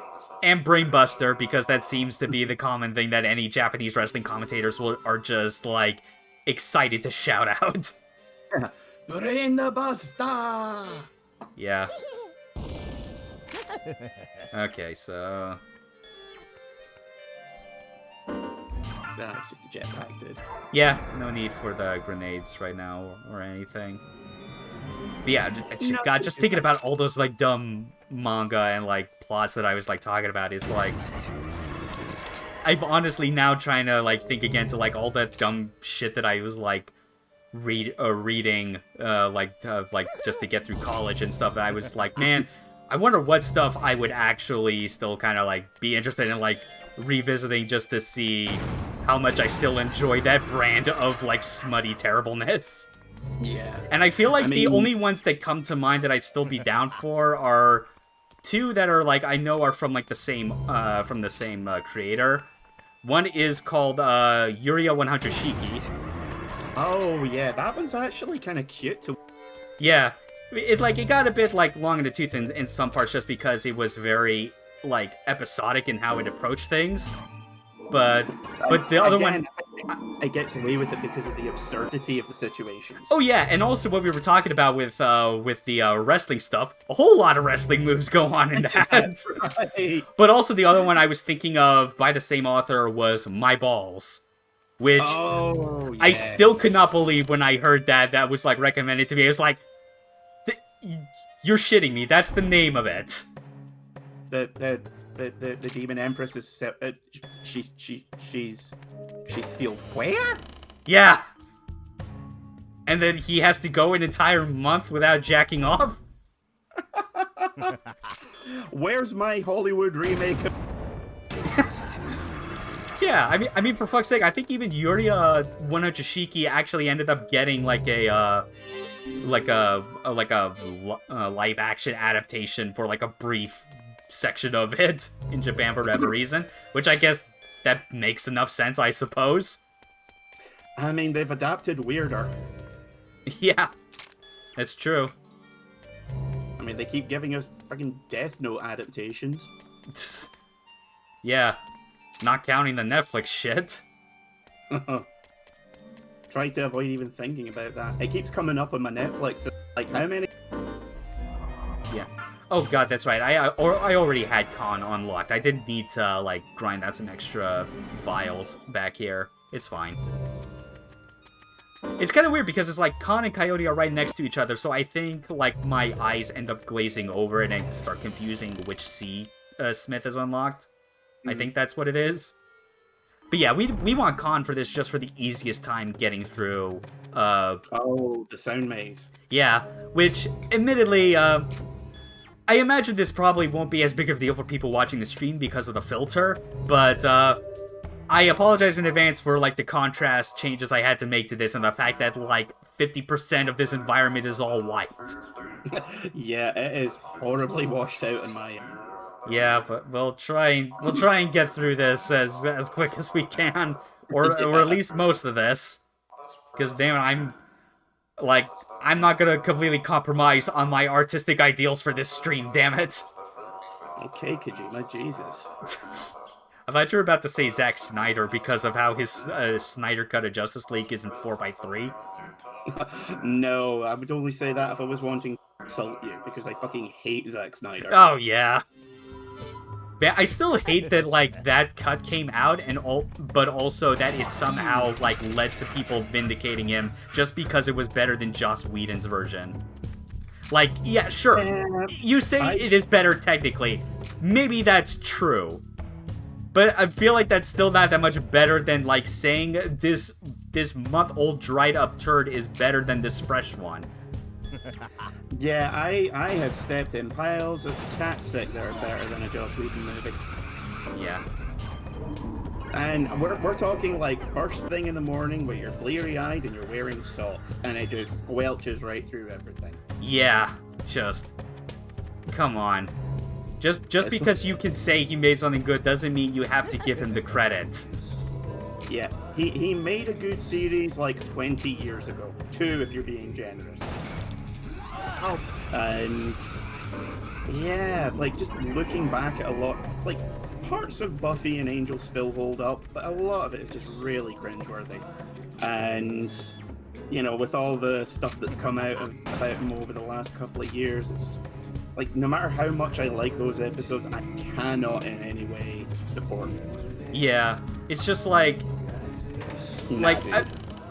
like, whatever talents he has, I feel like they really are just better suited to, like, what he did starting out and not what he currently, like, lucked himself into. Yeah. Because he's not, like, just because of him doing stuff like, oh, that was a good timing on that rolling smile that I got the weak point. But yeah, it's like, his talents are better served on just continuing to do stuff for, like, music video editing or shit, and not actual film directing, because whatever stuff that he was able to transfer from that to directing doesn't really make up for the other things he clearly lacks on that front. And Zack Snyder seems to think that, like, I get the impression he never really got past the Gears of War game. Because everything he does is horribly washed out. Yeah. Like, one of the things that really annoyed me was, in one interview, he was like, yes, okay, so, like, you know, Superman's a paragon of goodness and blah, blah, blah, and that's totally fine if you're living in this stupid kiddie world, but my heroes kill and are badasses. And it's like, are you 14? Yeah. Like, the idea of Superman is that he's supposed to be better and, you know, be sort of like a guiding light or a principle. You know, he's the idea of being a better person tomorrow than you were today. Yeah, the point of ideals in anything isn't that you're able to match them 100%. It's the fact that you're even striving to get anywhere close to that, and that's supposed to make you better. Yeah, like, objectively, Superman, Captain America, all those kind of, not quite, but almost holier than thou heroes, yeah, they don't work in the real world. That's why they're fictional. They work as fictional characters because, you know, they're paragons. That's what they're supposed to do. And trying to make Superman a murderer because, you know, it's more realistic, you could not have misjudged that any harder if you tried. Yeah. And, I mean, we're talking about a universe in which Frank Miller has written Superman. And somehow... Well, actually, I've not read his run. Is it still somehow even better than the Man of Steel bullshit? Well, it has the comics that he did quite recently. I don't think they're canon, but at one point, Clark Kent joins the Marines because Frank Miller, obviously.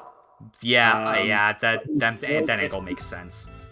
But he still gets the idea that Superman is an icon, you know? He still gets the idea that you're supposed to treat characters like him with respect for what they represent rather than what they are.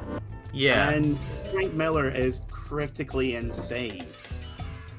You Yeah. know, like 9/11 happened and something broke in him. As did a lot of people.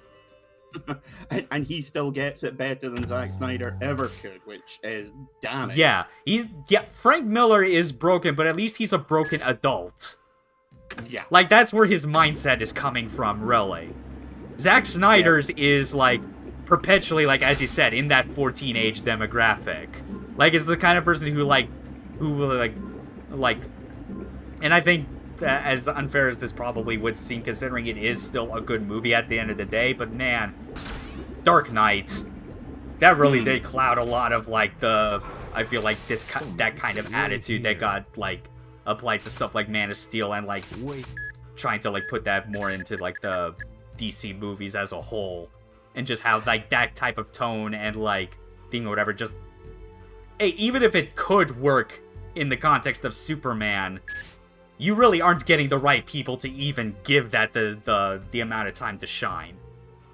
See, it works with Batman because you can literally take him and setting you on, and it works. Yeah. But with Superman, you need to be very careful about what you do with him, because if you push him too far, push him too far in the idealistic way, and it comes across as a parody. Push it too far in the grimdark direction, and it becomes a bad parody. Mm-hmm. And actually thinking about it, I take it back. Snyder isn't a 14-year-old. Zack Snyder is a 19-year-old frat bro living in 2004 playing Gears of War with his buddies while getting high. Well, you said 2004, so that's probably more Halo, but the same point applies. I get you on that. Yeah, but whenever fine, 2006, 7, whatever. Yeah. That era where every game was washed out and gave people the impression that brown and grey means realistic and gritty. Yeah. He thought that is the epitome of realism. I will make every single one of my movies look like they've been washed out using turds. And then enforce that those ideas on like other as a way to like talk shit about like other like countries or cultures, like ways of like making entertainment. And yeah, it's like, yes, it works for Watchmen to a degree. It works 300 too. Doesn't it? Watchmen to a certain degree. Superman, no, Doesn't it? never. Yeah. Justice League, I didn't like either version, to be perfectly honest. I mean, to be fair, I think that's the sensible like decision that anyone should make, and I've not even watched that film, either version. I am like, again, I've made it clear. Last movie I went to see that was like modern at the time was Mad Max Fury Road, and I'm like, I don't need anything else. This is the peak. I mean, in many ways, it's basically the best movie that has ever been made. Yeah. Which, depending on how much of a film buff you are, that might end up coming to them as like an indictment of just how absolutely shit movies are now. But I digress. Well, I mean, I didn't get to see it in the cinema, but I did watch. One of my friends got an 80-inch TV at the time. Top of the range plasma, like thing of beauty. And I was like, okay, well, I'm still sitting at home with like a CRT. Yeah. Wow me. So we put on the first, 30, 40 minutes of Mad Max. Essentially the first big chase scene. Yeah. Sat me down in the middle of the sofa, turned the lights off, and was like, I'll be back in half an hour. Yeah. And apparently he just came back and my jaw was on the floor, just like, what the fuck? Yeah, that felt more or less like what the cinema experience for me was. Like, because it was like, not only was that the last time I had to go, went to see a movie in a theater, but I was fortunate that, like, the people that were in that theater were not the kind that were, like, being, like, obnoxious and, like, in, like, how they were reacting to things. It was more like just a case where, like, seemingly everyone of all, like, age groups and types, because I recall, like, seeing, like, an old couple that was at that movie, and it was, like, everyone in stunned silence, and I'm like, man, this really is the peak of cinema. Of like modern 21st century cinema. I don't mind people reacting as long as, the reactions are genuine. Yeah. Like when we went to see Endgame when it came out, and there were a couple of bits in the movie where people legitimately cheered. And any other time I would have been like, oh, for fuck's sake. It's not that much to get excited over. Yeah. But, like, it was one of those times where I was so into the movie, hearing other people make any kind of noise, I was like, fuck yeah. I was in it as much as they were. Yeah, it wasn't a people, like, surface level bitches just, like, applauding at an ATST appearing in a Star Wars film. Yeah. It was, like I said, it felt genuine, and I was like, no, totally on board with this, dude. Yeah. Still blows my mind how people can just like be that like simple, like just anything that like can be like designed to just kind of like, it's just the idea of like callbacks or like fan service stuff and things that you are a fan of can be cool, but man, it can be real easy just to like turn it into the most cynical thing ever, where just like the most basic surface level thing possible ends up being just enough for people. When it's like, this is established as something that you already recognize as being part of it. Like, why are you applauding as if this was somehow like a novel thing to see again? Yeah, like, going back to the Marvel movies, Captain America constantly saying, I can stay, like, that's cool. And a lot of the stuff in Endgame was built up over the better part of a decade. Yeah. So all the little callbacks, and the references felt like they were rewards for having stuck with the series for this long. True. And then you compare that to, say, Family Guy or The Big Bang Theory, where it's not a reference, it's we're saying words that you recognize. Laugh, you fucking chimps. Yeah. You simpletons, you morons. We said Thundercats. Is that not funny? Are you not entertained? It's like, no, where's the joke? You know, you're not making a joke, Yeah. you're just saying words. Yeah, like you're not making a joke, and you're not making the reference to it as like a means of like dramatic effect, you know? Yeah. Because I don't know, because it's like I don't know, if we want to get into the matter of like references that like maybe genuinely cheer or clap, I mean, like, just for God's sake, I could just recount any amount of my experience playing Travis Strikes Again. And just how, like, you know, seeing Shadows of the Dam come back as, like, one of the game worlds and it's, like, a sequel is, like, that's fucking amazing. Or, you know, just, like, anything involving, Kamui. Yeah, Kamui, anything with the silver case and just, like, the... Or, Sumio Mondo. Yeah, because it's going beyond to just like doing a name drop, but it's more like actually getting into some of the long-term implications of like having this universe coexist with this one. Yeah, or you know, like in the update where Shigeki Birkin was the guy that got Dan Smith killed. Yeah. And, like, that whole killer7 styled intro video with Dan basically kickstarting the whole event of giving a bad man the death ball and saying, go kill Travis. And that gives context to that original opening cutscene / trailer. Like, that's amazing. That entire sequence was deliberately styled after the Union Hotel sequence. Well, it was a mix of both, actually. It was weird because you see Dan go into, like, the lobby of, like, the Celtic apartments from, like, the first mission. But yeah, when it gets to Birkin's room, it is very explicitly modeled after the Union. Yeah. Like, the whole first-person sequence is like, yeah, you know what they're doing with this bit. Mm-hmm. And, again, that's something that only people like us would pick up on. Yeah, it's like we somehow ended up with our own, like, niche, even nicher but more sensible version of Kingdom Hearts 3 having to wrap all of these spin-offs together. Just, like, oh, man. But yeah, those are the kind of references, like, this is for the fans, and, you know, it's, you can, like, I think the difference is that you can tell that one is done with love, and the other is done because quotas, or because we couldn't think of anything funnier. Yeah, it's like you're either creative or you're Ready Player One. The number of people that have said, hey, if you read Ready Player One, you would absolutely love it. And then I have just started screaming in their face and not stopped for about 3 days. Yeah. Fortunately, I've not had anyone try to recommend that to me, but even before the whole movie shit, just looking at, like, the premise, I was like, yeah, no thanks. Now, imagine, like, in English classes, one of the things that you need to stop kids from doing is writing run-on sentences which are like, and then this happened, and then they did this, and then, and that is the entire book.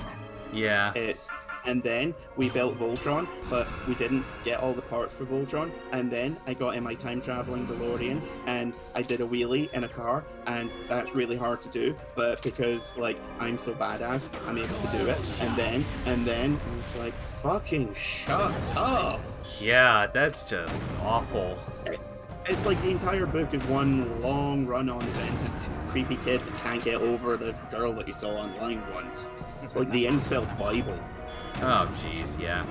God, and you probably know there are probably some incels out there that, like, probably use that, like that book specifically or something, I don't know.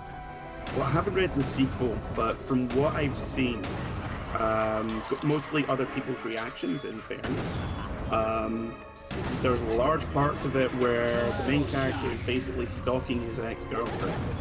Yeah, And that's all a of big his yikes. And all his friends are like, well, why did she dump you? Obviously, you're too cool for any woman to not want, so you should do absolutely anything and everything and that you can do to get her back. And it's justified because you're the main character.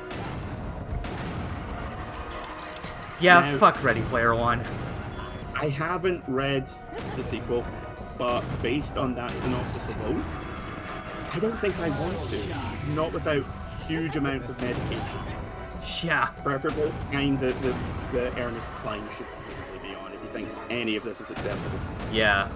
Like, medication or, like, suitable compensation for, like, hazard pay just to read that shit. Maybe, I don't know. I mean, to be fair, I mean, like, as far as hazard pay to do awful things goes, I mean, I still have that donation goal that hasn't budged. It was actually, Koei Tecmo had a competition on Twitter the other day. Well, not really a competition. It was if you have any kind of streaming or YouTube channel or you're any kind of influencer, let us know and we'll give you a code Twitch version of Ninja Gaiden Trilogy. Oh, Jesus. It was this close to being like, well, my friend over here. Nah, I mean, to be fair, I feel like that's the only situation in which you would get me to, like, own the trilogy collection short of pirating it. Yeah. Because it's like,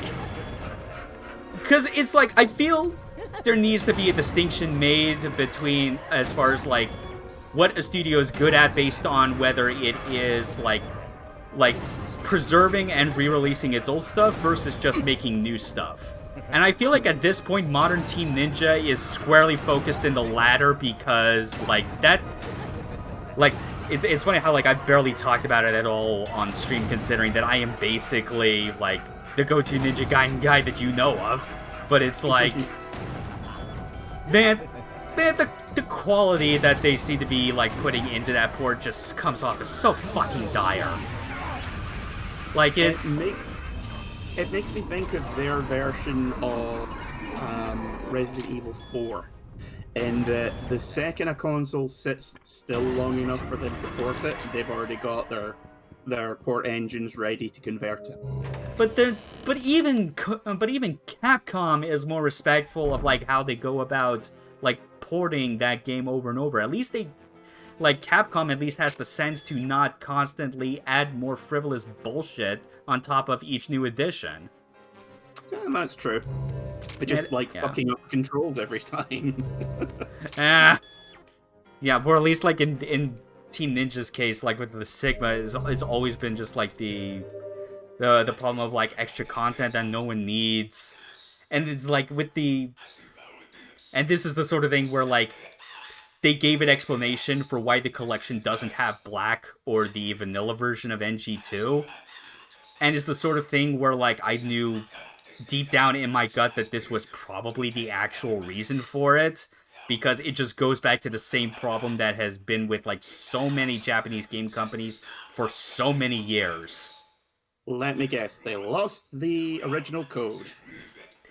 Close. They said that, like, it was more or less the same thing. They said it was no longer, quote, salvageable, which I think was more a clue for them that they had clearly overridden so much of that old code that it's like, it's no wonder that they were able to get black in the vanilla version of 2 on Xbox backwards compatibility, because guess what? When all you have to do is just hand, like, a completed ISO to a company that has the emulators to run that shit, you don't have to do jack all for it. Yeah. It's like... But God, for possible way to do this, I know. Yeah, it's like, it's no wonder that it's like, I keep saying that, like, a lot of the more, like, new game efforts from Team Ninja have a better chance of success than trying to dig up their old ones. Because it's like, they're not having to, like, work from, like, a basis of, like, relying specifically on, like, some very, very old code source to build on or anything, you know? Not to mention that, like, development practices in Japan have caught up to, like, more sensible standards that, like, Western developers have had for years. Because, like, think about how... Because obviously, I know Team Ninja, I think they're still using their own engine, obviously, just because I think that's been around for a while, but it's like, think about how many, like, Japanese developers out there have gotten better in the past few years just by nature of finally adopting Unreal Engine as, like, their go-to. See, the annoying thing is, as well, is that, like, Capcom does a lot of these quick and cheap ports because they know that they're going to sell, and that means they can put the funds towards other games. Yeah. But Team Ninja just keeps re-releasing Ninja Gaiden. That's it. Kinda. Yeah. Like, that's the only thing of theirs. But that's about it. Yeah, and that's the sort of thing where, like, this isn't really a Ninja Gaiden problem per se, because I was like, if they somehow got it in their brains to do, like, a DOA Classic Collection, I would be on guard for it to be, like, the worst shit imaginable. Like, imagine if it's somehow, like, an even weirder situation where somehow they don't have the ultimate version of DOA 2 that came out on Xbox and just go like, well, we got the still got the source code for the PS2 version, I guess. We've got your choice of the PS2 version, the Dreamcast version, or one that was getting ported over to the N-Gage. Not quite sure where that came from, but we've got it. Yeah. Also the PS1 version of DOA 1 for some reason. Oh god. Like not even the Saturn version, which was the basis, I believe it was, for the one on DOA Ultimate, because the Saturn version was what Itagaki ultimately preferred. Yeah, I remember playing the PS1 version. I don't think I've ever played the Saturn version, but playing the PS1 version on demo units in Virgin Megastores in HMV. Yeah. Way in the day. And doing that trick, because I was like 15 or 16 at the time, doing that trick of setting your age to 99 for maximum bounce. Yeah. Which was always a myth when it came to, like, all the other games, because it's like, that didn't work on everything, dumbasses. And then leaving it like that for some, like, 5-year-old to come along and play and be like, look, mama, jiggly ladies. Oh, dear. Yeah. Even when I was young, I was fucking the youth. But yeah, point is, at the end of the day, I'd have slightly more trust for Team Ninja to just, like, forego, like, doing any more work on trying to, like, preserve and port these old Ninja Gaiden games and just go straight to making a new one. Like, put the director for Neo 1 and 2 on that, considering he's specifically stated that he wants to make a new Ninja Gaiden. And it's like, I played the first Neo to arguably, like, beyond the level of completion that, like, most people would consider for that game. And I'm like, yes, I'd say he earned it. Put him on that project, god damn it. Like, imagine Ninja Gaiden 4 as sort of like well, basically like Dark Souls as done by Platinum Games.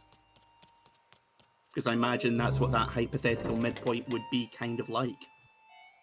No, I feel like the real Ninja Gaiden 4 is something where it's like, it would be something where ideally they would take the same, like, measures for getting player feedback the same way they did for Neo, because it's like, I think that's, like, a very solid way of doing, like, any sort of, like trying to tailor make like a hardcore action game, because why wouldn't you specifically go out of your way to just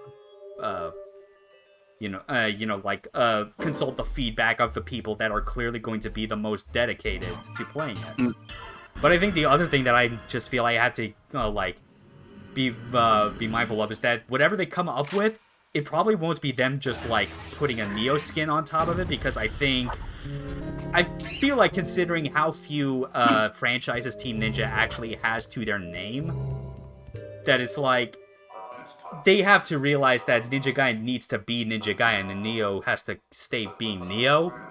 The question is like, what do they come up with for Ninja Gaiden that is good enough that I can at least forgive them for not just doing Ninja Gaiden 2 again? Because I think getting them to realize that point of that game is amazing and deserves to have the kinks all ironed out is like, I think that's a lost cause. That's too far back for them. That's still back in the era from when Itagaki was running the show, and that project was finished under somewhat rough circumstances, considering him and like 30 other people left the company afterwards. Yeah, they did a reverse Capcom, and the first game was decent. The second was arguably the best of the series, and the third game just felt like it took a big dump over everything. Compare that to Devil May Cry, where they took the second game was absolutely atrocious, but they took the third game and used that as a template for everything else that they did. Yeah, like all it took was like I feel putting Itsuno as the director for that game for DMC2 4 months before it was supposed to come out, and I mentioned just because of the other success he already had, excuse me, like working on other games, especially on Capcom's fighting games, it's like he clearly had enough of a cloud back then. It's like, okay, this thing was a disaster. You assholes put me on this thing like a few months before it shipped, not enough time to actually fix it. Let me make you an actual real Devil May Cry game and see how this goes. And like, it's amazing that it's like so many other companies I can't think of that would go to that same length, you know?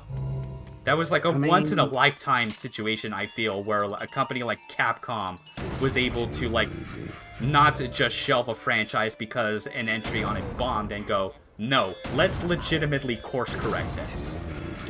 Yeah, the only other company I can think of off the top of my head that has done anything like that is, surprisingly, Square Enix with Final Fantasy XIV. That's true, yeah.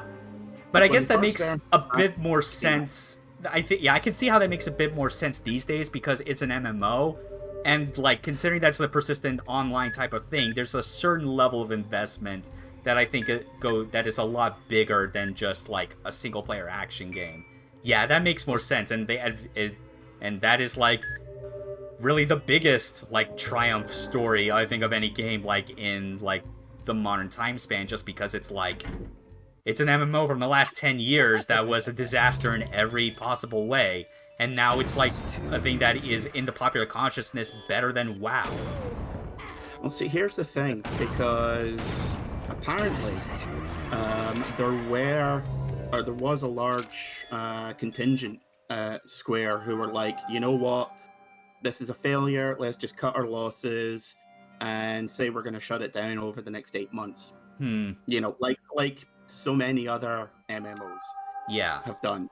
But I don't know who it was. It was someone who obviously had a serious amount of clout. Said, you know what, we cannot do that. Final Fantasy is our flagship. If we don't make this better, then that will be something that, you know, in terms of sales, won't make much difference, but I think in terms of who we are, we'll never be able to recover from. Yeah, it was probably Yoshi P that might have. Would not surprise me if that was the case. That man has devoted his entire life to that game. He has somehow come on top of what I feel might be, I guess I want to call the Final Fantasy curse. Yeah.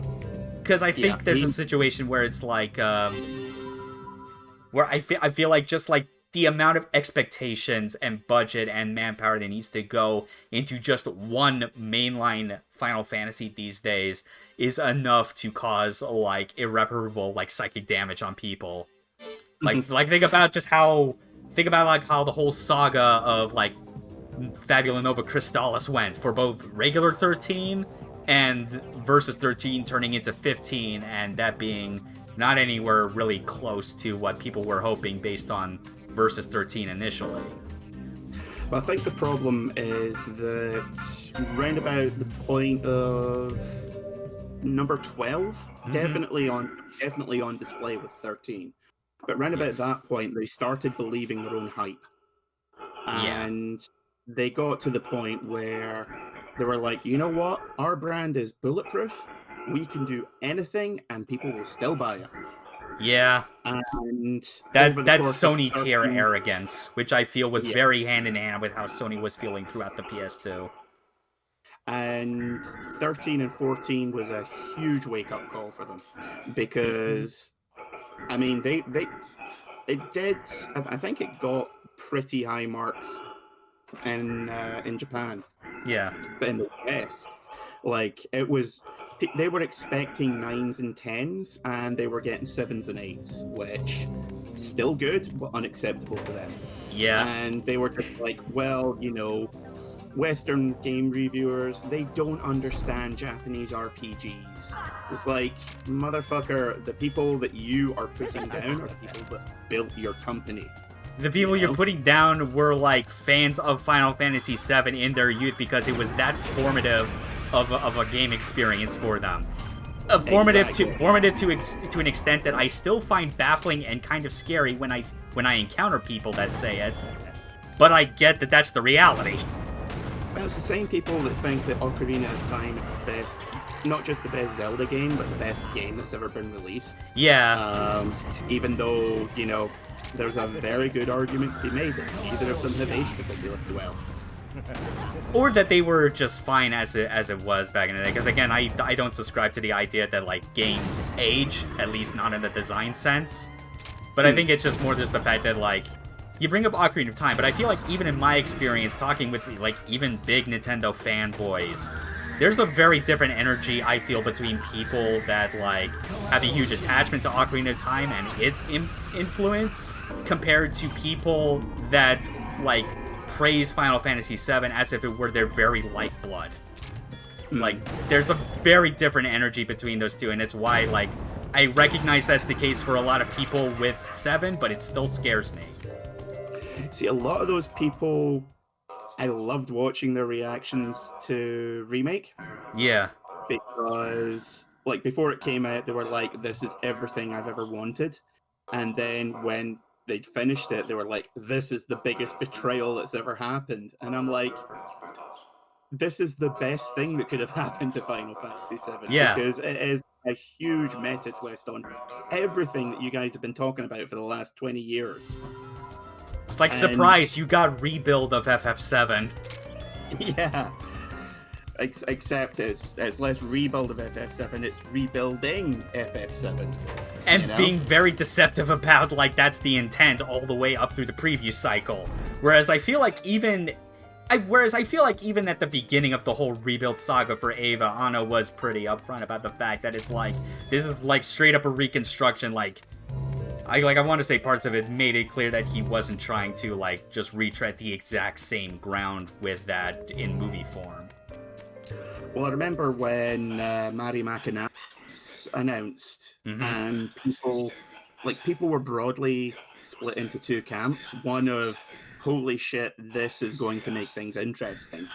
And the other of, no, this cannot be. We want our plain straight remake.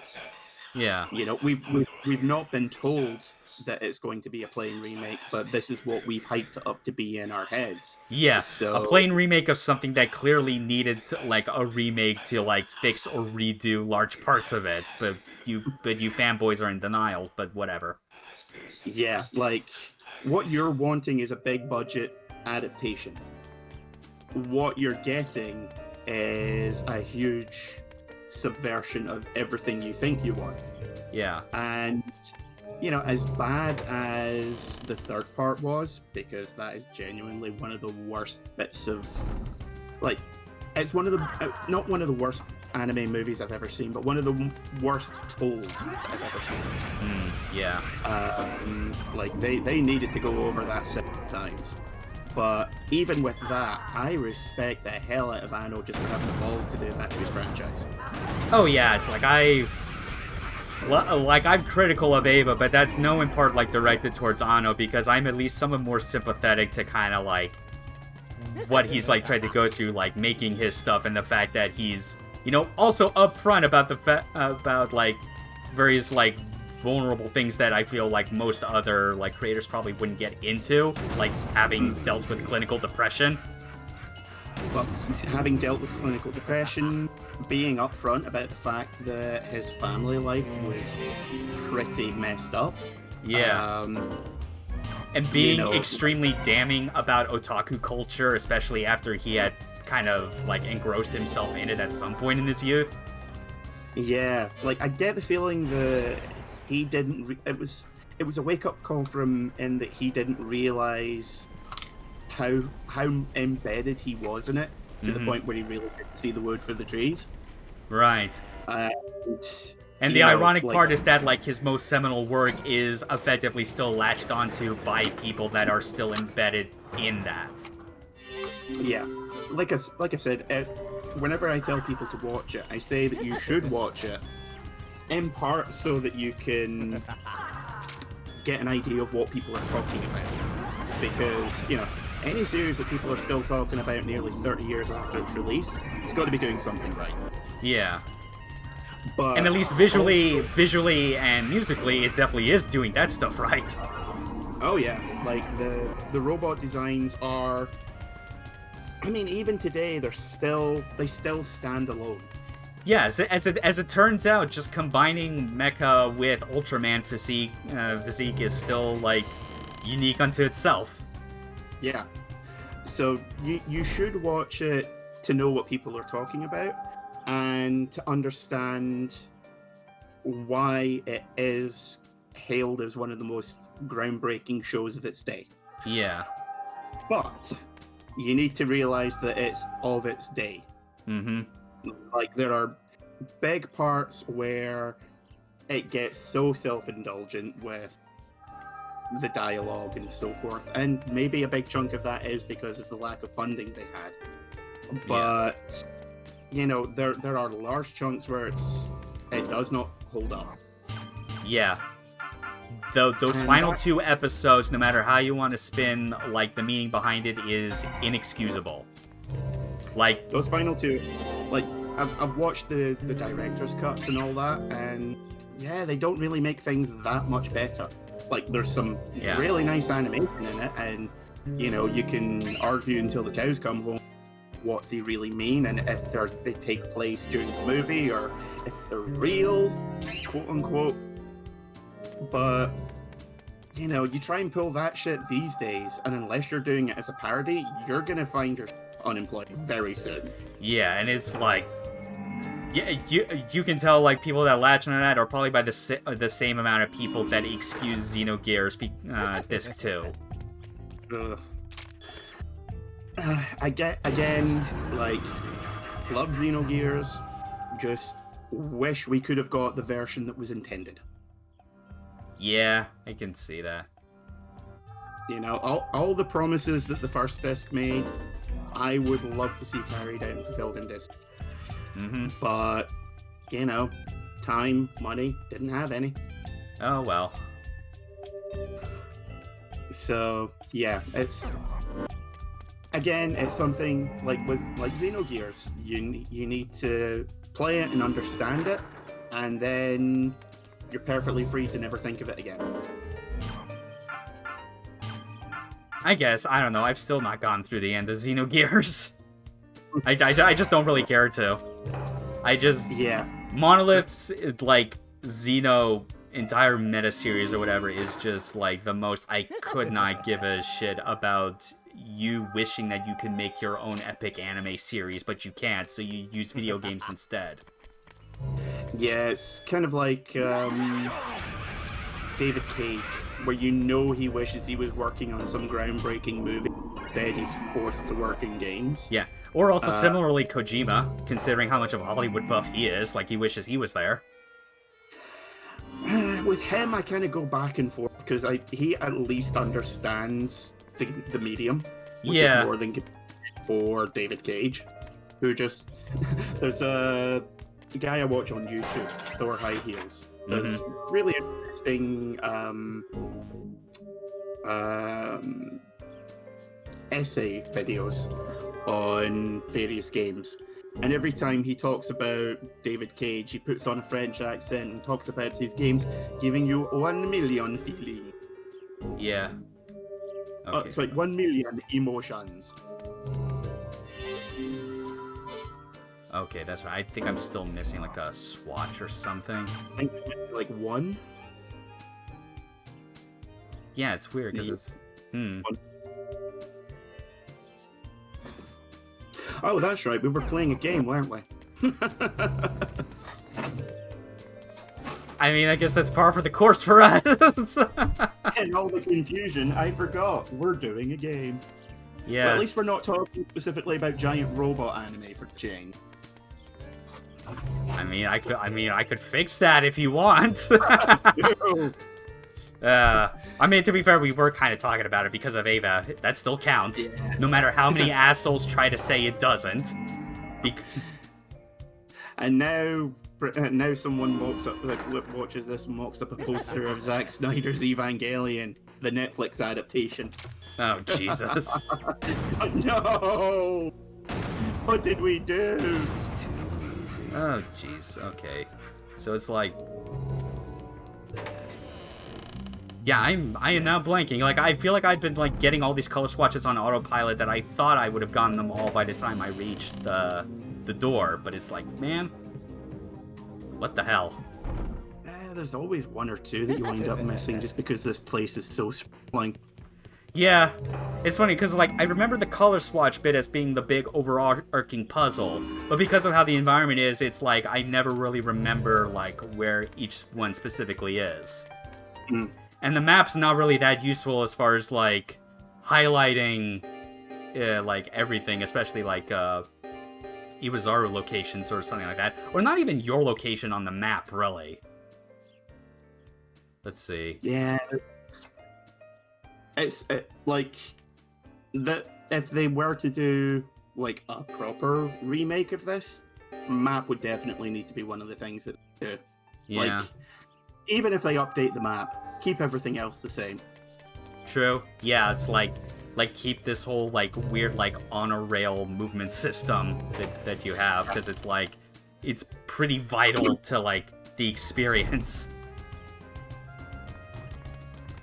I need to double check like around here just to be sure. If not, then it's like I think I may end up going back to like the nearest Harmon room and then save and end it there, because I imagine it's getting pretty late over there. I wasn't entirely expecting to like get the to get to the end of Alter Ego, even though this is technically just one chapter. Like, it's not split into two like it was with Encounter. Yeah. Well, I mean, we stopped before the end of the last chapter last time, so... Yeah, could be, so... Yeah, I think so, because after this, it'll be, like, Smile, which is, like, another two-parter, followed by, like, Lion, which is more like an epilogue. So yeah, we could definitely fit that all into one more final stream. Well, I mean, Smile alone we'll want to do in one video. Yeah, absolutely.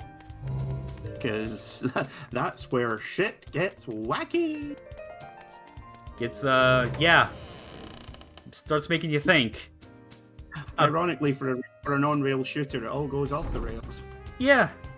Goes off the rails when it tells you that, like, that George Washington founded, like, a elementary school in Seattle, Washington that is, like, the center of, like, U.S. votes.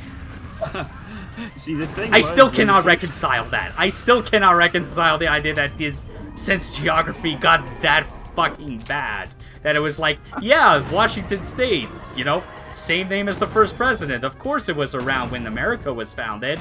It's like, you do not understand this, like, country's sordid history of colonialism and expansion and all other bad shit.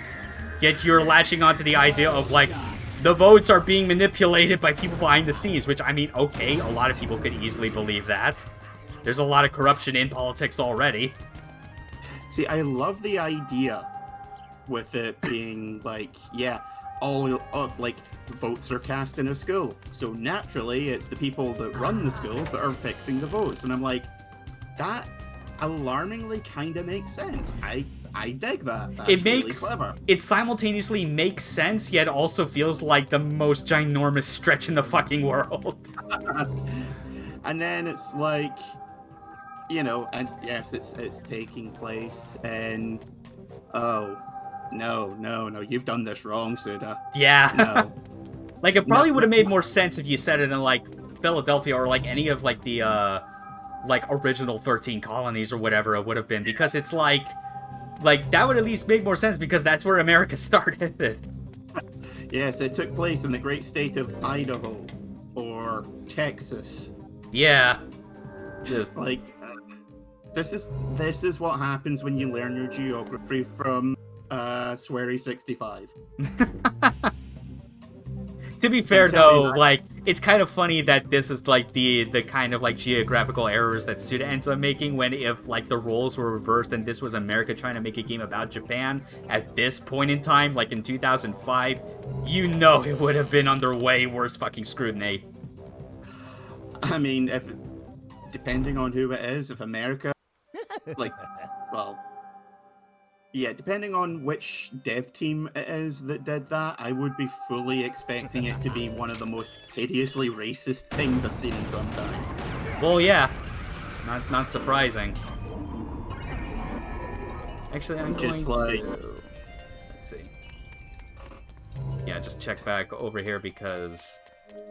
Yeah, I know I want to kind of end this soon just because we're right close to the end of this chapter anyway, and it's been a while, but god damn it, I need those swatches!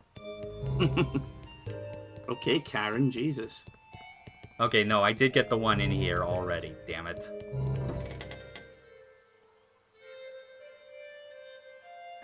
Look, we'll buy your own color chart on the way home, Jesus.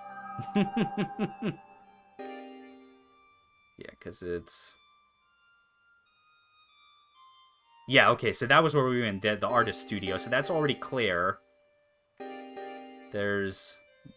Yeah, I've been through all the stuff there. That should be fine. Unless there's something I'm missing from, like, the sanctuary or church. Oh! God damn it, I'm a fucking idiot. It literally, like, gives icons of the color swatches on the fucking map for the ones you haven't gotten. It's in the goddamn church still. That's the only one I'm missing.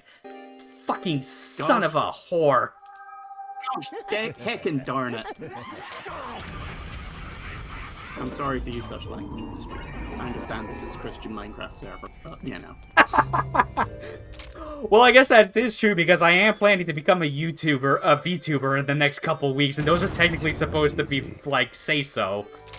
Who am I kidding? My avatar literally has an animation where I am just giving the middle finger because I feel that is very important to have in certain situations based on the games I play. Like, who are you kidding? I don't need to be like Nyanners where, like, I am pretending to have the vaguest notion of being, like, pure when I'm clearly not. When she's clearly such an obvious piss goblin. Well, I'm looking forward to the day you finally get to eat.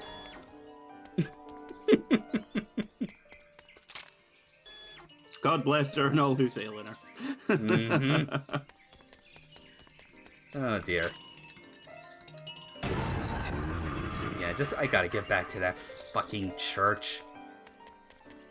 And good thing we at least got, like, the fast travel doors open, the ones with the lamps. That's at least, done now, so... Okay, so also really have to visit Harmon Room to drop off that blood. Yeah, oh god, that's right, I keep forgetting. It's been maxed out for ages. Jeez, yeah, no kidding. Yeah, that's the Harmon Room. I'll go in there and, like, drop it off. More than likely we'll break the machine, possibly, I don't know. But at the same time, it's like, I'm still trying to think of what other, like, characters I want to spend it on, because I'm pretty sure I just recently maxed out Kaide. Well, max in quotes, because I got her stats to level 4, that's fine. Yeah. But it's like, yeah, I guess Coyote. Coyote would be next, because fuck Kevin. Well, I mean, there's a couple of sections still to come where you need to use Coyote. That's true, yeah. And if you've got everyone else to level 4 on everything, then naturally... I mean, he is the character that you... Probably the next character that you use the least. Mm-hmm. There are still stretches where you need to use them, so pays to be prepared. True, yeah. I mean, you barely leveled him up at all there. Oh yeah, that's true. Yeah, more power. Arr. I went to jail once. Hey, you want to buy some crack? I love it. These will make you Yeah, go that was to it. infinity and beyond.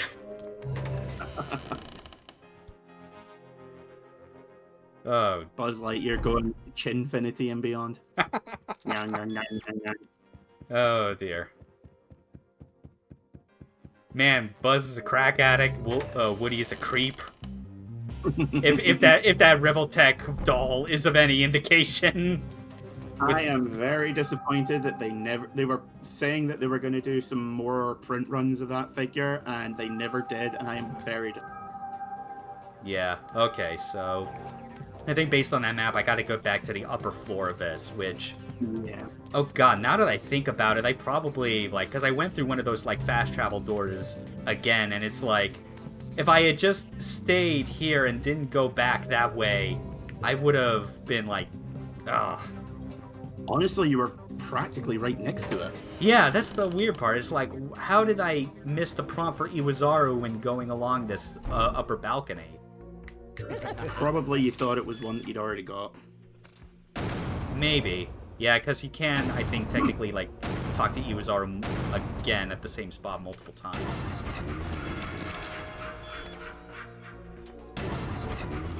Okay, let's try this again. Yeah, it is. I completely missed it. Yeah. That's okay, because, like, up on here I can take the door to fast travel back to, like, the entrance. Man, it's a good thing that they put that system in this chapter. Because good grief. Like, this stage sprawls like a fucking Bloodborne map. Yeah. It's real nuts. Okay, time to go this way.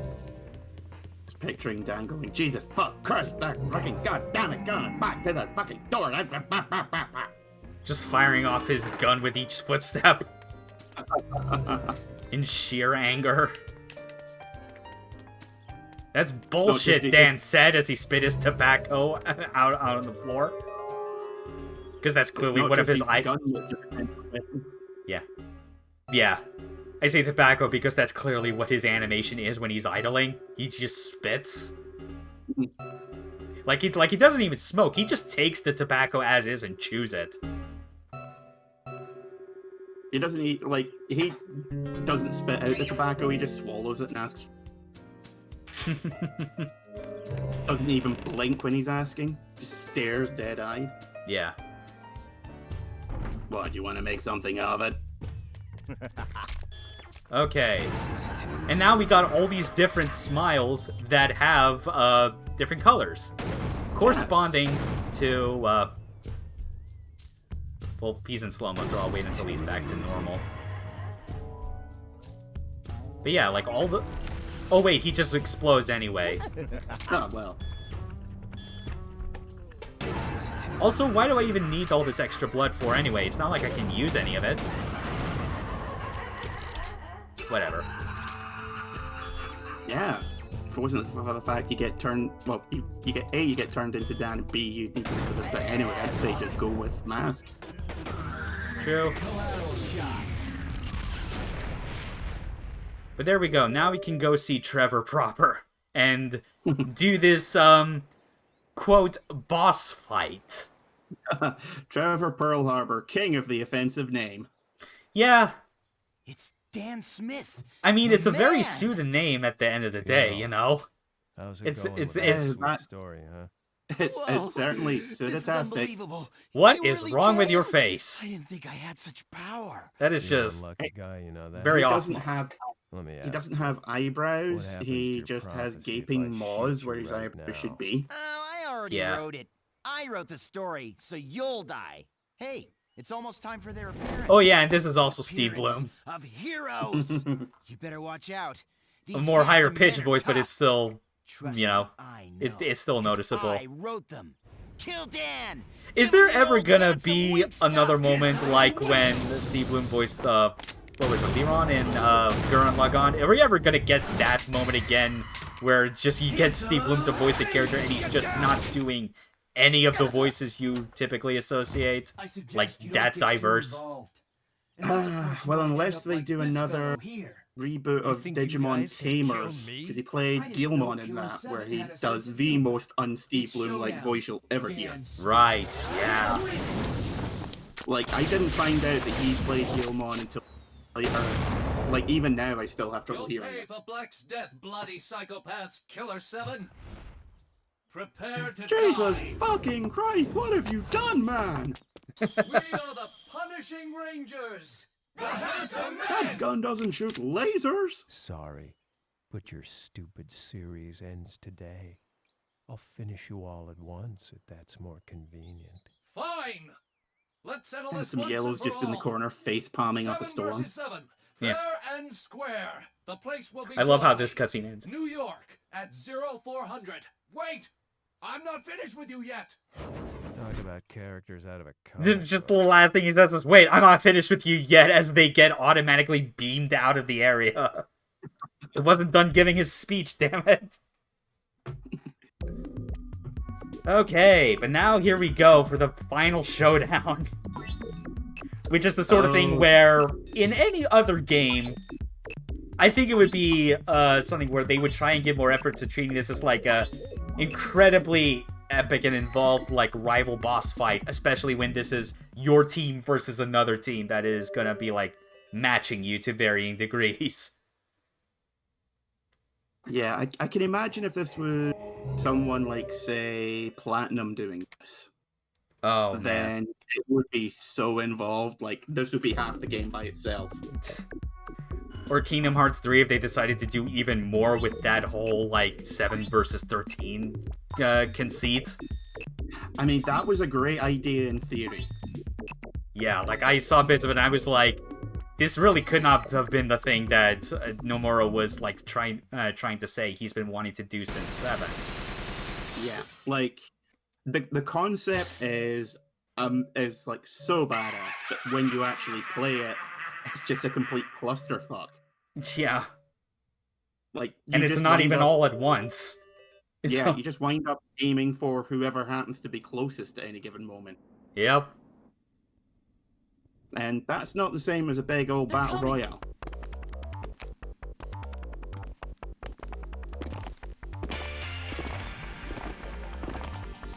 Wow! It's the Handsome Men! Awesome! Here they are making their dynamic entrance. There's red. You always have to have blue. I mean, I guess light brown could be a color that's... That is not a color. Fuck you. Awesome Reckoner, though. It's funny how, like, this was supposed to be like a 9-person Super Sentai team, and I feel like in 2005, that's the sort of thing where it would be ripe for parody. Like, that's the sort of thing where it's like, you would do that as a joke. Except now Super Sentai, that series has had shows, including one where it is just a 12-person team. I am not kidding you, that actually exists. And then you've got stuff like unofficial Sentai Hero Akiba Ranger, whatever it's called. Yeah, where it's a 3-person team, but it is very clearly like taking the piss out on like Super Sentai stuff while still having fun with it. Yeah. And I mean, there's even bits of like Kamen Rider X-Aid, which is just yay close to parody. Mm-hmm. Yeah, it gets up there. Still absolutely love Wonderful 101. And the fact that the Wonderful 100, A, that they came up with 100 members, but B, as part of the post-game, they were able to come up with like an extra 15. Yeah. Like, I genuinely love Wonderful 101 because it's one of those games that you cannot help but get swept up in. Oh, absolutely. Like, I felt very much the same thing. It's like, God. It's because it's just on the, like, there are, you know, parodic elements to it, but it plays it so straight and so perfectly that it has fun with it, but never makes fun of it. also, like, when the music's picking up and you're in the big boss encounter, you can't help but get swept up and think this is the most awesome thing ever. Yep, very much. Just, I love it so much. Notice how he doesn't fire until I fire. It's almost like these are pre-planned in a certain way. Yeah. Although it is kind of weird seeing your characters aiming poses from the other direction. It really is. It's so silly. Also, it doesn't look like either of you's doing. Yeah. I mean, like, because when I miss, he also misses. Except for the times when I do hit him and he doesn't. Fourth matchup. That or I just have more health. But this is the part where, like, I always liked the details of, like, specifically highlighting how, see, I basically did that to get it out of the way early, where it's like, she's designed to die when in the middle of a reload.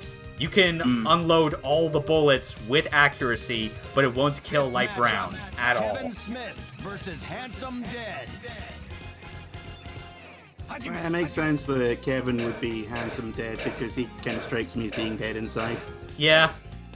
Even the pose he has when he dies is something. Yeah, probably the only place most people see this because people just don't use them. Yeah. He's just Blah. seizes up. Ugh. Oh god, I'm gonna vomit. Oh, went down my pants. Sixth matchup. Dan Smith versus Handsome Blue. Alright, Dan, you already got 1 kill under your belt. Let's make it 2. 2 for 2, baby. Come on. 2 easy indeed. Just the natural result. But now here's the best matchup. Smith versus Handsome Purple. I love this. The main event cannot lose this at all.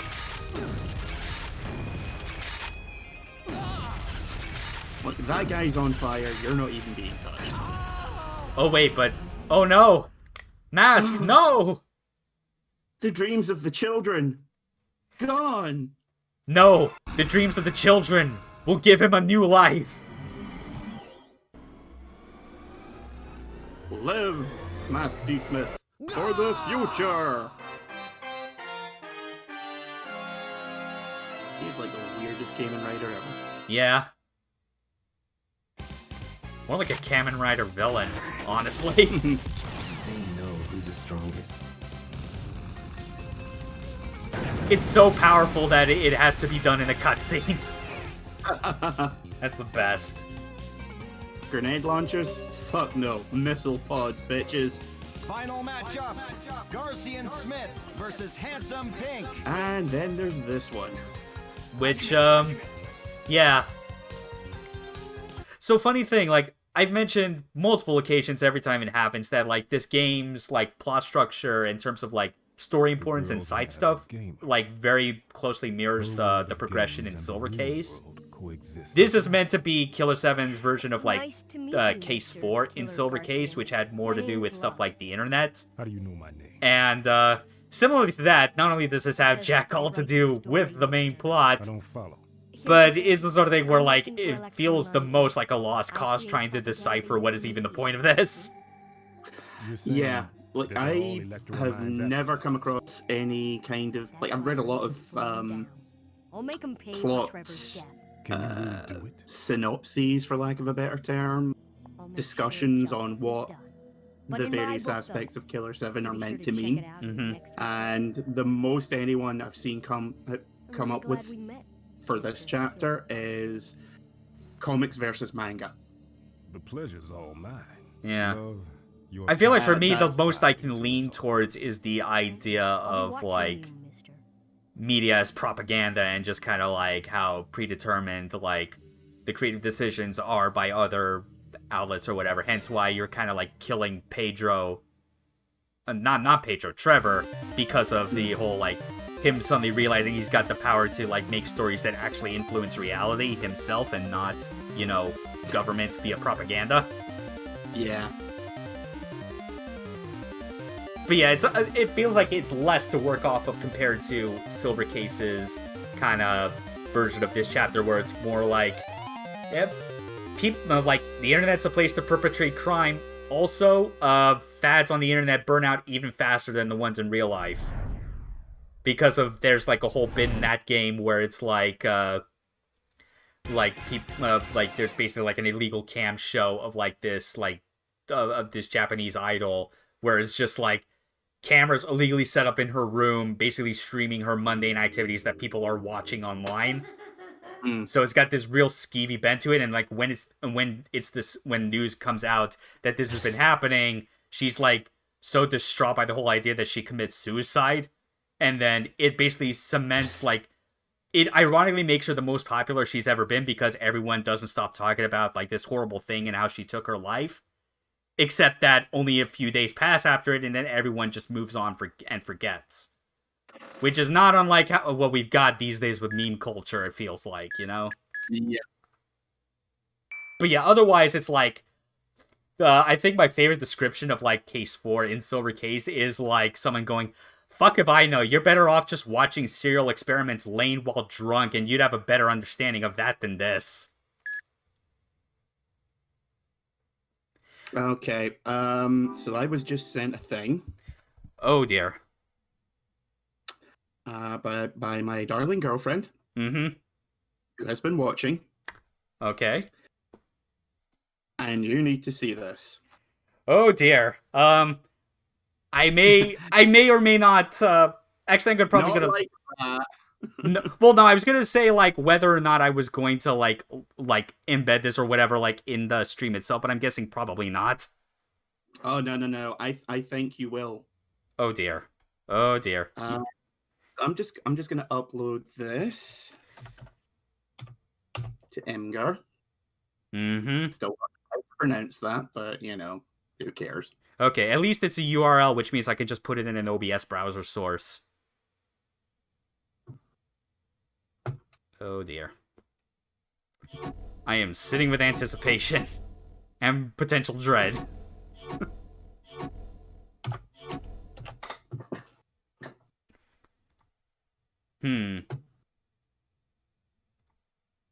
Alright, let's see.